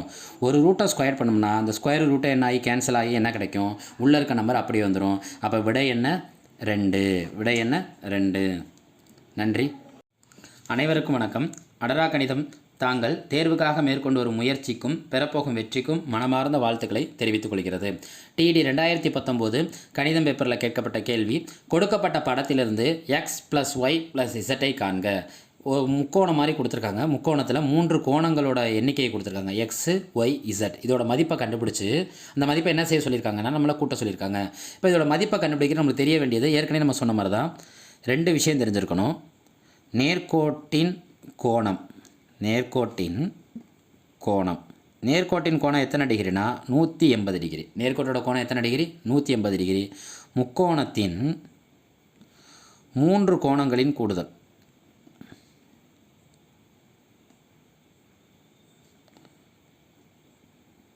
அதுவும் எத்தனை டிகிரி தான் 180 டிகிரி. முக்கோணத்தின் 3 கோணங்களையும் கூடுதல் எத்தனை டிகிரி தான் 180. அது தெரிஞ்சாலே போதும் இந்த கணக்கை முடிச்சிடலாம். ஃபஸ்ட்டு ஸ்டெப்பு இந்த 90 இந்த 30 முக்கோணத்துக்கு 2 கோணம் இருக்குது. நம்ம 3வது கோணம் கண்டுபிடிச்சிடலாமா? 3வது கோணங்கிறப்ப நம்ம எதுலேருந்து கழிக்கணும் 180லேருந்து கழிக்கணும். யாரையும் கூட்டணும் 90ஐயும் 30ஐயும் கூட்டணும். 90ஐயும் 30ஐயும் கூட்டினோம்னா என்ன கிடைக்கும் நம்மளுக்கு 120 டிகிரி. அப்போ உள்ளுக்குள்ளே இருக்க 3வது கோணம் எத்தனை டிகிரி 60 டிகிரி. இதை நம்ம கண்டுபிடிச்சிட்டோம். இது என்ன செஞ்சிட்டோம் கண்டுபிடிச்சிட்டோம். ஒரு செக்கப்புக்கு கூட்டி பாருங்கள். 60ஐயும் 30ஐயும் கூட்டுங்க 90. 90ஓட 90 கூட்டுங்க 180 டிகிரி. அப்போ முக்கோணத்தின் 3 கோணங்களின் கூடுதல் எத்தனை டிகிரி 180 டிகிரி. அந்த கண்டிஷனை சாட்டிஸ்ஃபை பண்ணிட்டோம். இப்போ அடுத்த கண்டிஷன் என்ன? நேர்கோட்டின் கோணம் 180 டிகிரி. நல்லா பாருங்கள். இது ஒரு நேர்கோடு, இது ஒரு நேர்கோடு, இது ஒரு நேர்கோடு. இந்த நேர்கோட்டில் அமைகிற கோணங்கள் எத்தனை டிகிரி வரும் 180 டிகிரி. இது 90 டிகிரினா இது எவ்வளோ இருக்கும்? அப்போ 180லேருந்து அப்போ எக்ஸை கண்டுபிடிக்க போகிறோம். 180லேருந்து இந்த 90 கழிச்சா பாக்கி கிடைக்கிறது தான் எக்ஸு. அப்போ எக்ஸ் எத்தனை டிகிரி 90 டிகிரி. ஏன்னா ஒரு நேர்கோட்டில் அமைகிற கோணம் எத்தனை டிகிரியாக இருக்கும் 180 டிகிரியாக இருக்கும். அப்போ எக்ஸோட மதிப்பு என்ன கிடைக்கிதுன்னா எக்ஸ் ஈக்குவல் டு 90 டிகிரி. எக்ஸை கண்டுபிடிச்சிட்டோம். அடுத்து ஒய்க்கு வாங்க. இப்போ இந்த ஒய் கண்டுபிடிக்க தான் இந்த 60 ஹெல்ப் பண்ணுது. அதனால தான் இந்த 60 கண்டுபிடிச்சோம். இது 60 டிகிரினா இது ஒரு நேர்கோடா? இந்த நேர்கோட்டின் கோணம் எத்தனை டிகிரி 180 டிகிரி. அப்போ இது 60னா இந்த ஒய் எவ்வளவா இருக்கும்னா 180லேருந்து இந்த 60 என்ன செய்யணும் கழிக்கணும். ஏன்னா நேர்கோட்டின் கோணம் எத்தனை டிகிரி 180 டிகிரி. திரும்ப திரும்ப ஒரு வார்த்தையை சொல்ல அது என்ன ஆகும்னா மனப்பாடம் ஆயிரும். 180ல் 60 போச்சுன்னா நமக்கு எத்தனை டிகிரி கிடைக்கும் 120 டிகிரி. அப்போ ஒய் எத்தனை டிகிரி 120 டிகிரி. அடுத்து இசட்டை கண்டுபிடிப்போமா? இசட் திரும்ப அதே வார்த்தை தான் 30 டிகிரியா. இசட்டுங்கிற அந்த நேர்கோடு, இந்த நேர்கோட்டில் இந்த இசட்டை கண்டுபிடிக்க போகிறோம். நேர்கோட்டின் கோணம் எத்தனை டிகிரி 180 டிகிரி.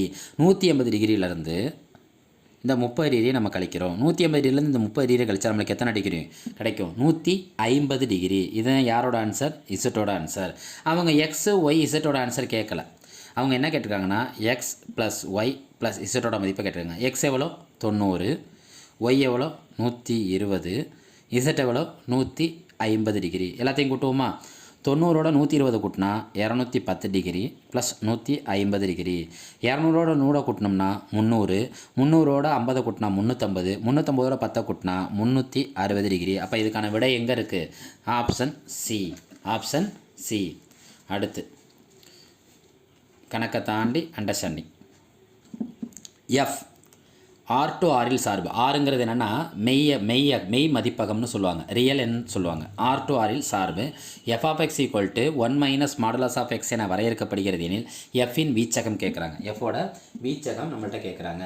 ஃபஸ்ட் இந்த மாடுலஸ் ஆஃப் எக்ஸ் என்னன்னு தெரிஞ்சிருக்கணும். இந்த மாடுலஸ் ஆஃப் எக்ஸ். அப்போ மாடுலஸ் ஆஃப் எக்ஸுக்கு 2 விதமான மதிப்பு இருக்குது. மாடுலஸ் ஆஃப் எக்ஸின் அதிகபட்ச மதிப்பு தெரிஞ்சிருக்கணும். அதே சமயம் மாடுலஸ் ஆஃப் எக்ஸின் குறைந்தபட்ச மதிப்பு தெரிஞ்சிருக்கணும் அல்லது குறைந்த மதிப்பு தெரிஞ்சிருக்கணும். மாடுலஸ் ஆஃப் எக்ஸோட அதிகபட்ச மதிப்பு எந்த ஒரு எண்களுக்குமே அதிகபட்ச மதிப்புங்கிறது கண்டினியூவாக போயிட்டே இருக்கும். அது இன்ஃபினிட்டி. ஏன் இதில் இன்ஃபினிட்டினா 2 விதமான இன்ஃபினிட்டி இருக்கும். ப்ளஸ்ஸும் இருக்கும் மைனஸும் இருக்கும். நான் ஏன் இங்கே ப்ளஸ்ஸை மட்டும் எடுத்துக்கிறேன்னா காரணம் ஒன்று தான். இங்கே கொடுத்துருக்கிறது என்ன எக்ஸ் மாடுலஸ் ஆஃப் எக்ஸ். மாடுலஸோட மதிப்பு என்னென்னா மைனஸ்லேயே இருந்தாலும் நம்ம இதில் தான் எழுதணும், ப்ளஸில் தான் எழுதணும். அதான் மாடுலஸ் எக்ஸோட வேல்யூ, அவனோட வேல்யூ தெரிஞ்சுக்கணும் நம்மளுக்கு. அதே மாடுலஸ் ஆஃப் எக்ஸோட குறைந்தபட்ச மதிப்பு என்னென்னா 0. இப்போ குறைந்தபட்சம்னா நெகட்டிவில் தானே சொல்லணும். ஏன் நெகட்டிவில் சொல்லலைன்னா திரும்ப அதே தான். மாடலஸ் ஆஃப் எக்ஸை பொறுத்த வரைக்கும் மாடலஸுங்கனாலே அது ப்ளஸில் தான் இருக்கணும். மாடலஸ்னாலே இதில் தான் இருக்கும், ப்ளஸில் தான் இருக்கணும். இப்போ அவங்க கொடுத்துருக்க கணக்குக்கு போவோம். 1 minus modulus of x. First இதை கழிப்போமா? 1 மைனஸ் இன்ஃபினிட்டினாலே நம்மளுக்கு என்னன்னு தெரியாது.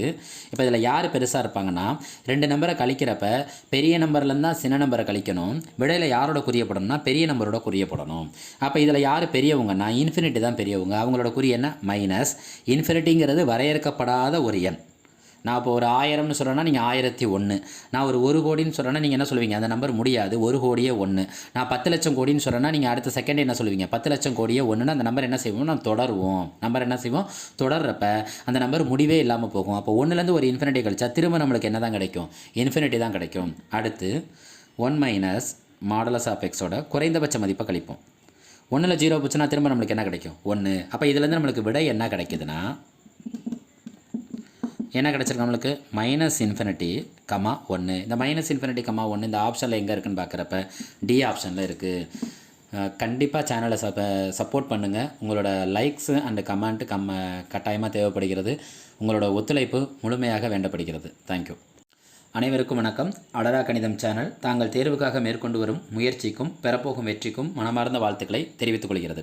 2019 டிஇடியில் கேட்ட கணித கணக்கில் பார்ப்போம். 1825 உடன் எந்த ஒரு சிறிய எண்ணை கூட்ட அது முழு வர்க்கமாகும்னு கேட்டிருக்காங்க. ஃபஸ்ட் இந்த வர்க்கத்துக்கே ஒரு கண்டிஷன் உண்டு. எந்த ஒரு முழு வர்க்க எண்ணும் எந்தெந்த எண்ணில் முடியாதுன்னா 2, 3, இன்னொன்று என்ன 7, 8ல் முடியாது. எந்த ஒரு முழு வர்க்க எண்ணும் எந்த எண்ணில் முடியாதுன்னா 2, 3, 7, 8ல் முடியாது. ஃபஸ்ட் நம்ம அதை வச்சு இந்த 4 ஆப்ஷனை ஃபில்டர் பண்ணிடுவோம். ஏன்னா எந்த ஒரு விடைகள்லையுமே விடைகளை தவிர்க்க தெரிஞ்சோம்னா பாக்கி இருக்க விடைகள்லேருந்து நம்ம விடைகளை கண்டுபிடிக்கிறது எளிமையாயிரும். 1825 உடன் இங்கே என்ன சொல்லியிருக்காங்கன்னா கூட்டன்னு கொடுத்துருக்காங்க. அப்போ நம்ம கொடுத்துருக்க ஒவ்வொரு எண்ணையும் கூட்டுவோம். இதை கூட்ட நம்மளுக்கு என்ன கிடைக்கும்? 6, 4, 1846. அடுத்து 1825ஓட அடுத்த நம்பரை கூட்டுவோம். 7, 4, 1847. 1825ஓட அடுத்த நம்பரை கூட்டுவோம். 8, 4, 1848. 1825ஓட கடைசி எண் 24. 9, 4, 1849. நம்ம என்ன கண்டிஷன் சொன்னோம்? எந்த ஒரு முழு வர்க்க எண்ணும் எந்தெந்த எண்ணில் முடிஞ்சிருக்காது? அதோட 1ஆம் இலக்கம் 2 இருக்காது, 3 இருக்காது, 7 இருக்காது, 8 இருக்காது. இந்த மாதிரி எண்களில் முடிஞ்சிருந்துச்சுன்னா அது கண்டிப்பாக என்ன வர்க்கமாக இருக்காது? முழு வர்க்க எண்ணாக இருக்காது. அப்போ இதை பார்க்குறப்ப 1847 7ல் முடிஞ்சிருக்கு, 1848 8ல் முடிஞ்சிருக்கு. அப்போ கண்டிப்பாக நம்மளுக்கு இந்த விடைகளில் 22ல் கூட்டினா வர்றது ஆன்சராக வராது. அடுத்து 23ல் கூட்டினா வர்றது என்ன வராது? ஆன்சராக வராது. இப்போ நம்மளுக்கான விடை கையில் எளிமையாயிருச்சு. ஒன்று 21, இன்னொன்று என்னது 24.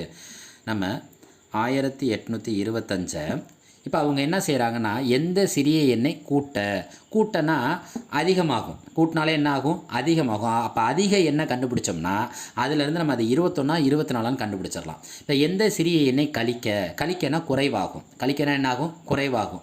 அப்போ குறைவான எண்ணை கண்டுபிடிச்சோம்னா அதில் விடைகளை கண்டுபிடிச்சிடலாம். இப்போ கேள்வியில் கொடுத்துருக்கிறது சிறிய எண்ணை கூட்ட. அப்போ நான் என்ன செய்கிறேன்னா இதை வர்க்கப்படுத்துகிறேன். வர்க்கமூலம் காண போகிறேன். வர்க்கமூலம்னாலே எல்லாமே 2. பிரிக்கிற எண்ணும் என்னன்னா 2.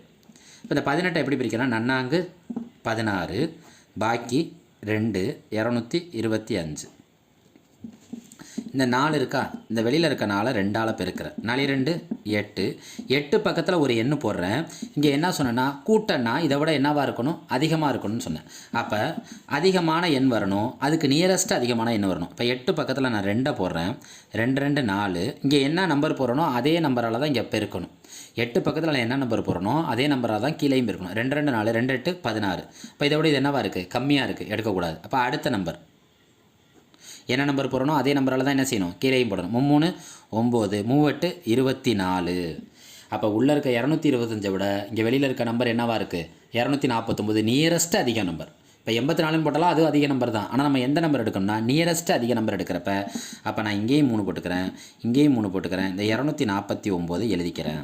இப்போ நான் என்ன செய்யணும்னா 249லேருந்து 225 கழிக்கணும். 9ல் 5 போச்சுன்னா 4, 4ல் 2 போச்சுன்னா 2.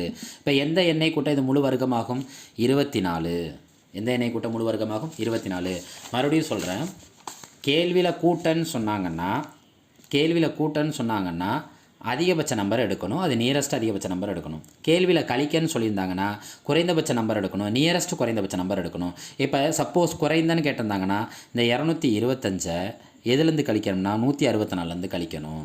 225 எதுலேருந்து கழிக்கணும்? 164லேருந்து கழிக்கணும். கழிச்சா என்ன கிடைக்கும்?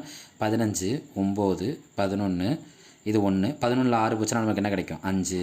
அப்போ எந்த எண்ணை கழிக்க இது முழு வர்க்கமாகும்? 59ங்கிற எண்ணை கழிக்கனா குறைந்தபட்ச எண் எடுத்துக்கணும். கூட்டனா அதிகபட்ச எண்ணை எடுத்துக்கணும். எல்லாமே எந்த குறைந்தபட்ச எண்ணா நியரஸ்ட் குறைந்தபட்ச எண், எந்த அதிகபட்ச எண்ணா நியரஸ்ட் அதிகபட்ச எண் எடுக்கணும். ரைட்டா? அப்போ இதுக்கான விடை எந்த எண்ணை கூட்ட வேண்டும்? 24. மீண்டும் சொல்கிறேன், 2, 3, 7, 8 முடிகிற ஒற்றை இலக்க எண் எந்த காலத்தில் என்ன இருக்காது? முழு வர்க்க எண்ணா இருக்காது.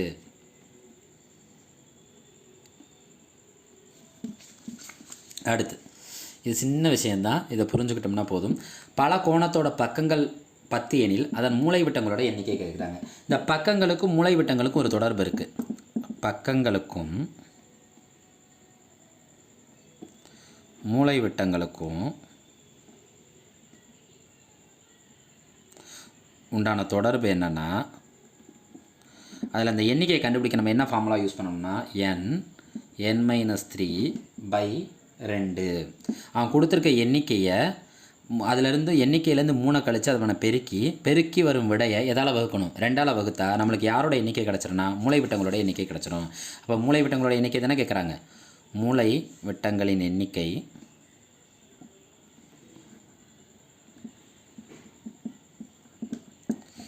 பத்து 10-3/2.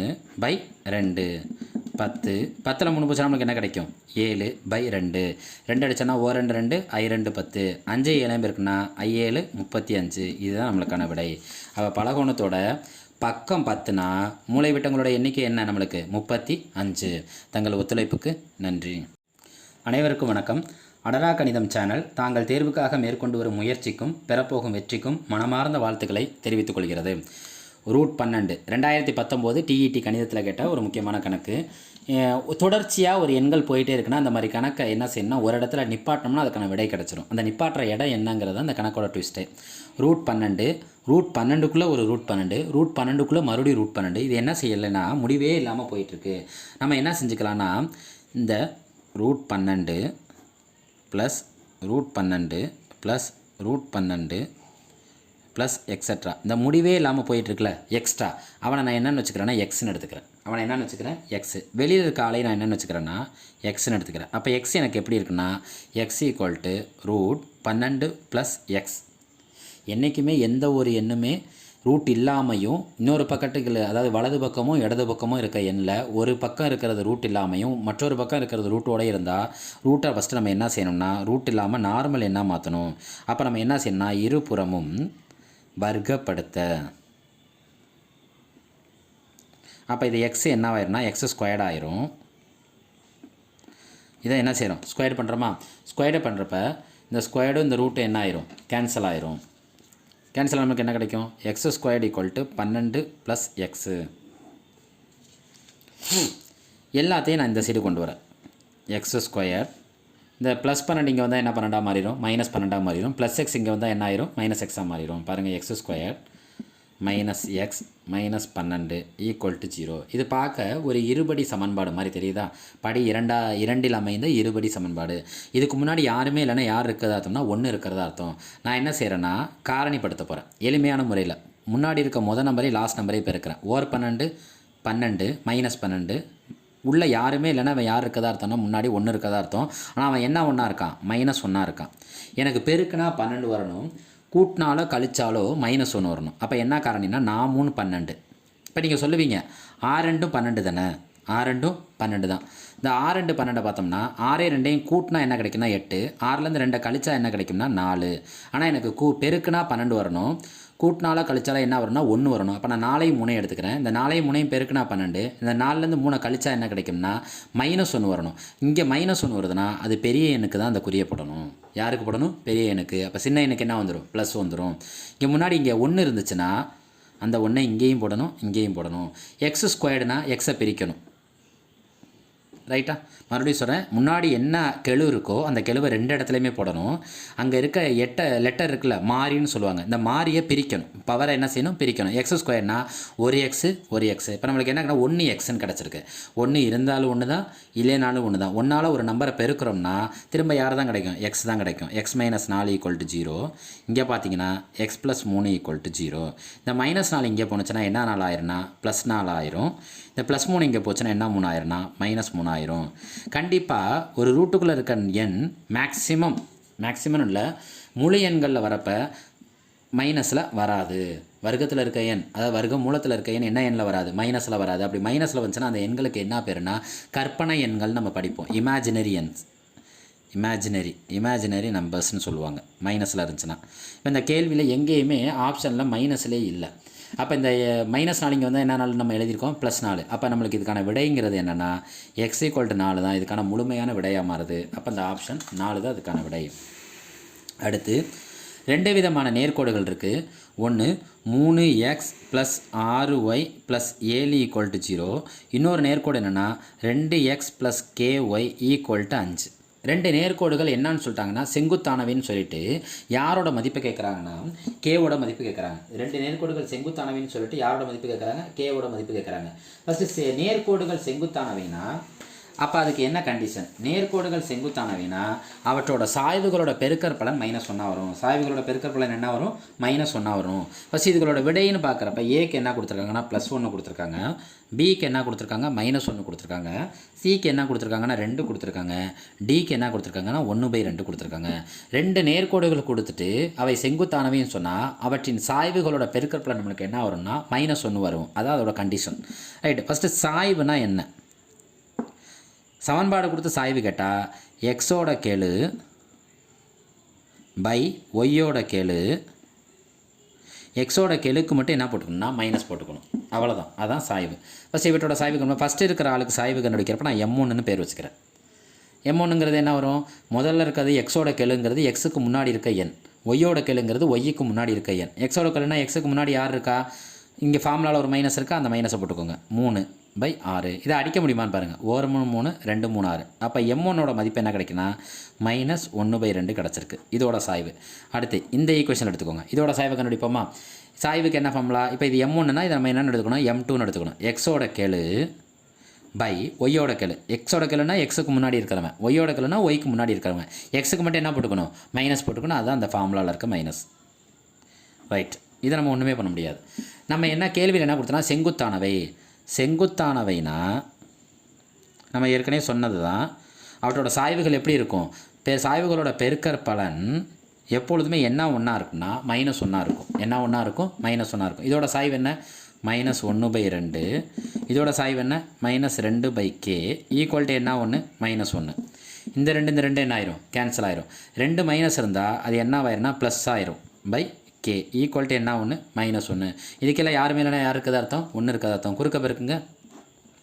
ஓர் 1 ஓர் கே என்ன கே? -k. லெட்டர் எப்பொழுது மைனஸில் இருக்காரு, அந்த மைனஸை தூக்கி இங்கே போட்டுருங்க. இப்போ -1. அப்போ கேவோட ஆன்சர் நம்மளுக்கு என்ன கிடைக்குது? -1. அப்போ இவன் ஆப்ஷனுக்கான விடை என்னென்னா 2வது ஆப்ஷன். சப்ஸ்கிரைப் பண்ணுங்கள், சப்போர்ட் பண்ணுங்கள், ஷேர் பண்ணுங்கள். சந்தேகம் இருந்தால் கமெண்ட் பண்ணுங்கள். உங்களோட ஒத்துழைப்பு கட்டாயமாக தேவை. அது என்னோடய அடுத்த வளர்ச்சிக்கு உதவும். தாங்கள் தேர்வுக்காக மேற்கொண்டு வரும் முயற்சிக்கும் பெறப்போகும் வெற்றிக்கும் மனமார்ந்த வாழ்த்துக்களை தெரிவித்துக் கொள்கிறது. 2019 டெட்டில் கேட்ட மேக்ஸ் கொஸ்டின் 100க்கும் 300க்கும் இடையே 14ஆல் வகுப்படும் அனைத்து ஏழெண்களின் கூடுதல் காண்கன்னு ஒரு கேள்வி. இது இப்போ இருக்க சமச்சீர் கல்வி 10வது புத்தகத்தில் 2வது சாப்டரான மெய்யெண் தொடர் வரிசைகளில் இந்த கணக்கு இருக்குது. இது எப்படின்னு பார்ப்போம். 100க்கும் 300க்கும் இடையே, 100க்கும் 300க்கும் இடையேனா 100க்கு அப்புறம் எந்த நம்பர் 14ஆல் வகுப்படுன்னு ஃபஸ்ட்டு தெரிஞ்சுக்கணும். 300க்கு முன்னாடி எந்த நம்பர் 14ஆல் வகுப்படுன்னு தெரிஞ்சிருக்கணும். இந்த எண்களுக்கான எண்ணிக்கையும் தெரிஞ்சிருக்கணும். எண்ணிக்கை கண்டுபிடிச்சா யார் கண்டுபிடிச்சிடலாமா? கூடுதலாக கண்டுபிடிச்சிடலாம். ஃபஸ்ட்டு 100க்கு அப்புறம் எந்த நம்பர் 14ஆல் மீதியின்றி வகுப்படுன்னு தெரிஞ்சுக்கலாமா? அந்த 100 நான் என்ன செய்கிறேன்னா 14ஆல் வகுக்கிறேன். 14ஆல் வகுக்கிறப்ப என்னென்னா 7 14 98. பாக்கி மீதி என்ன கிடைக்கிது? 2. என்ன செய்யணும்னா இந்த வகுத்த எண் இருக்குல்ல, அந்த வகுத்த எண்ணிலிருந்து இந்த மீதியை என்ன செய்யணும்னா கழிக்கணும். வகுத்த எண்ணிலேருந்து மீதி என்ன செய்யணும்? கழிக்கணும். கழிச்சு வர விடையை நம்ம எந்த நம்பரால் வகுத்தோமோ உள்ள வகுப்பட்டுச்சில் அந்த எண்ணோட கூட்டணும். 14 2 போச்சுன்னா பாக்கி என்ன கிடைக்கும் நம்மளுக்கு? 12. இந்த 12ஓட இந்த 100 கூட்டினோம்னா நம்மளுக்கு முதல் எண் என்னன்னு கிடச்சிரும்? 112. மறுபடியும் சொல்கிறேன். எந்த நம்பரால் வகுத்தமோ அதோட வகுத்த எண்ணிலேருந்து மீதியை கழித்து உள்ள வகுப்பட்டுச்சில் அந்த எண்ணோட கூட்டணும். அப்போ நம்மளுக்கு என்ன கிடைக்கிது? 14 2 போச்சுன்னா 12. இந்த 100ஐயும் 12ஐயும் கூட்டினா நம்மளுக்கு என்ன கிடைக்கும்? 112. இது முதல் எண். அப்போ அடுத்த எண் என்ன? இது எல்லாமே எந்த நம்பரால் வகுப்பட்டு போயிட்டுருக்கு? 14ஆல் வகுப்பட்டு போயிட்டுருக்கு. இந்த 112ஓட இந்த 14 கூட்டினோம்னா அடுத்த எண் கிடச்சிரும். ரைட்டா? இப்படியே போயிட்டுருக்கும். நம்ம முதல்ல சொன்ன மாதிரி தான் 100க்கு இடையே இருக்க எண் கண்டுபிடிச்சிட்டோம். 300க்கு முன்னாடி எந்த எண் மீதியின்றி வகுப்படுன்னு பார்க்கணும். அப்போ 300 அதே 14ஆல் வகுக்கிறோம். 2 14 28 பாக்கி 20. 20ல் எத்தனை 14 இருக்குது? ஓர் 14 14 பாக்கி என்ன கிடைக்கிது நம்மளுக்கு? 6. இங்கே நம்ம என்ன செய்யணும்னா இந்த மீதியை இந்த எண்ணால் கழிச்சா மட்டும் போதும். என்ன சார் குழப்பறீங்க?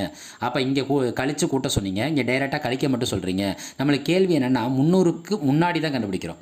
இப்போ இந்த நம்பரோட கூட்டினோம்னா 306 போயிடும். அப்போ என்ன செய்யணும்னா கொடுத்துருக்க என்னோட கேள்வியை சாட்டிஸ்ஃபை பண்ணாமல் தாண்டி போயிடும். அப்போ நம்ம என்ன செஞ்சால் மட்டும் போதும், கழிச்சா போதும். இப்போ 300ல் 6 போச்சுன்னா 294. ஃபஸ்ட்டு இதை கண்டுபிடிச்சிட்டோம். என்ன கண்டுபிடிச்சிட்டோம்? 100க்கு அப்புறம் எந்த எண் 14ஆல் மீதியின்றி வகுப்படுகிறது, அதே மாதிரி 300க்கு முன்னாடி எந்த எண் 14ஆல் மீதியின்றி வகுப்படுதுங்கிறது கண்டுபிடிச்சிட்டோம். அப்போ இவங்களுக்கான எண்ணிக்கை கண்டுபிடிக்கணும். எண்ணிக்கை ஒன்றுமே கிடையாது, கடைசி எண்ணிலேருந்து எண்ணை கழிக்கணும். இது எல்லாமே எந்த நம்பரால் வகுப்பட்டு போயிட்டுருக்கு? 14ஆல் வகுப்பட்டு போயிட்டுருக்கு. கழித்து வந்த விடையோட என்ன செய்யணும்? 1 கூட்டணும். 294ல் 112 எவ்வளோ? 112 போகிறது கழிக்கணும். கழித்து பாருங்கள். 4ல் 2 போச்சுன்னா 2, 9ல் 1 போச்சுன்னா 8, 2ல் 1 போச்சுன்னா 1. அப்போ நம்மளுக்கு என்ன கிடச்சிருக்கு? 182. இந்த கழித்து வந்த விடையை எதால் வகுக்கணும்? 14ஆல் வகுக்கணும்.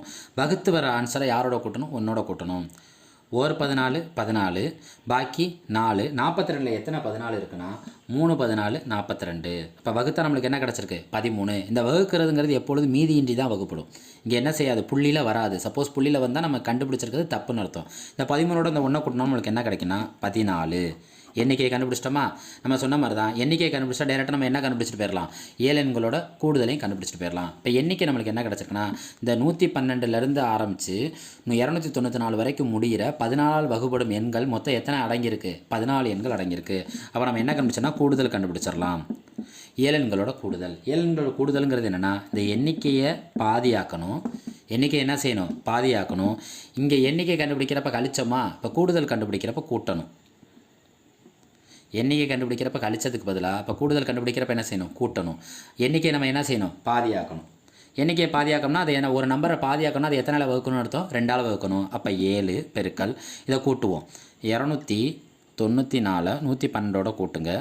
4 2 கூட்டினா 6, 9 1 கூட்டினா 10, பாக்கி 1, 3 3 1 4. நம்மளுக்கு என்ன கிடச்சிருக்கு? 406. இந்த 7ஐயும் 406ஐயும் பெருக்குங்க. 406 பெருக்கல் 7, 7 6 42, 2 பாக்கி 4. 7ஓட 0 பெருக்குனா 0, 0ஓட 4 கூட்டினா 4, 7 4 28. அப்போ நம்மளுக்கு என்ன கிடச்சிருக்கு? 28 42. கூடுதல் என்ன கிடச்சிருக்கு? 28 42. அப்போ இதுக்கான விடை என்ன? 28. இன்னொரு விடை என்ன? 28 42. இதுதான் விடை. மற்ற விடைகள் என்ன கிடைக்குது?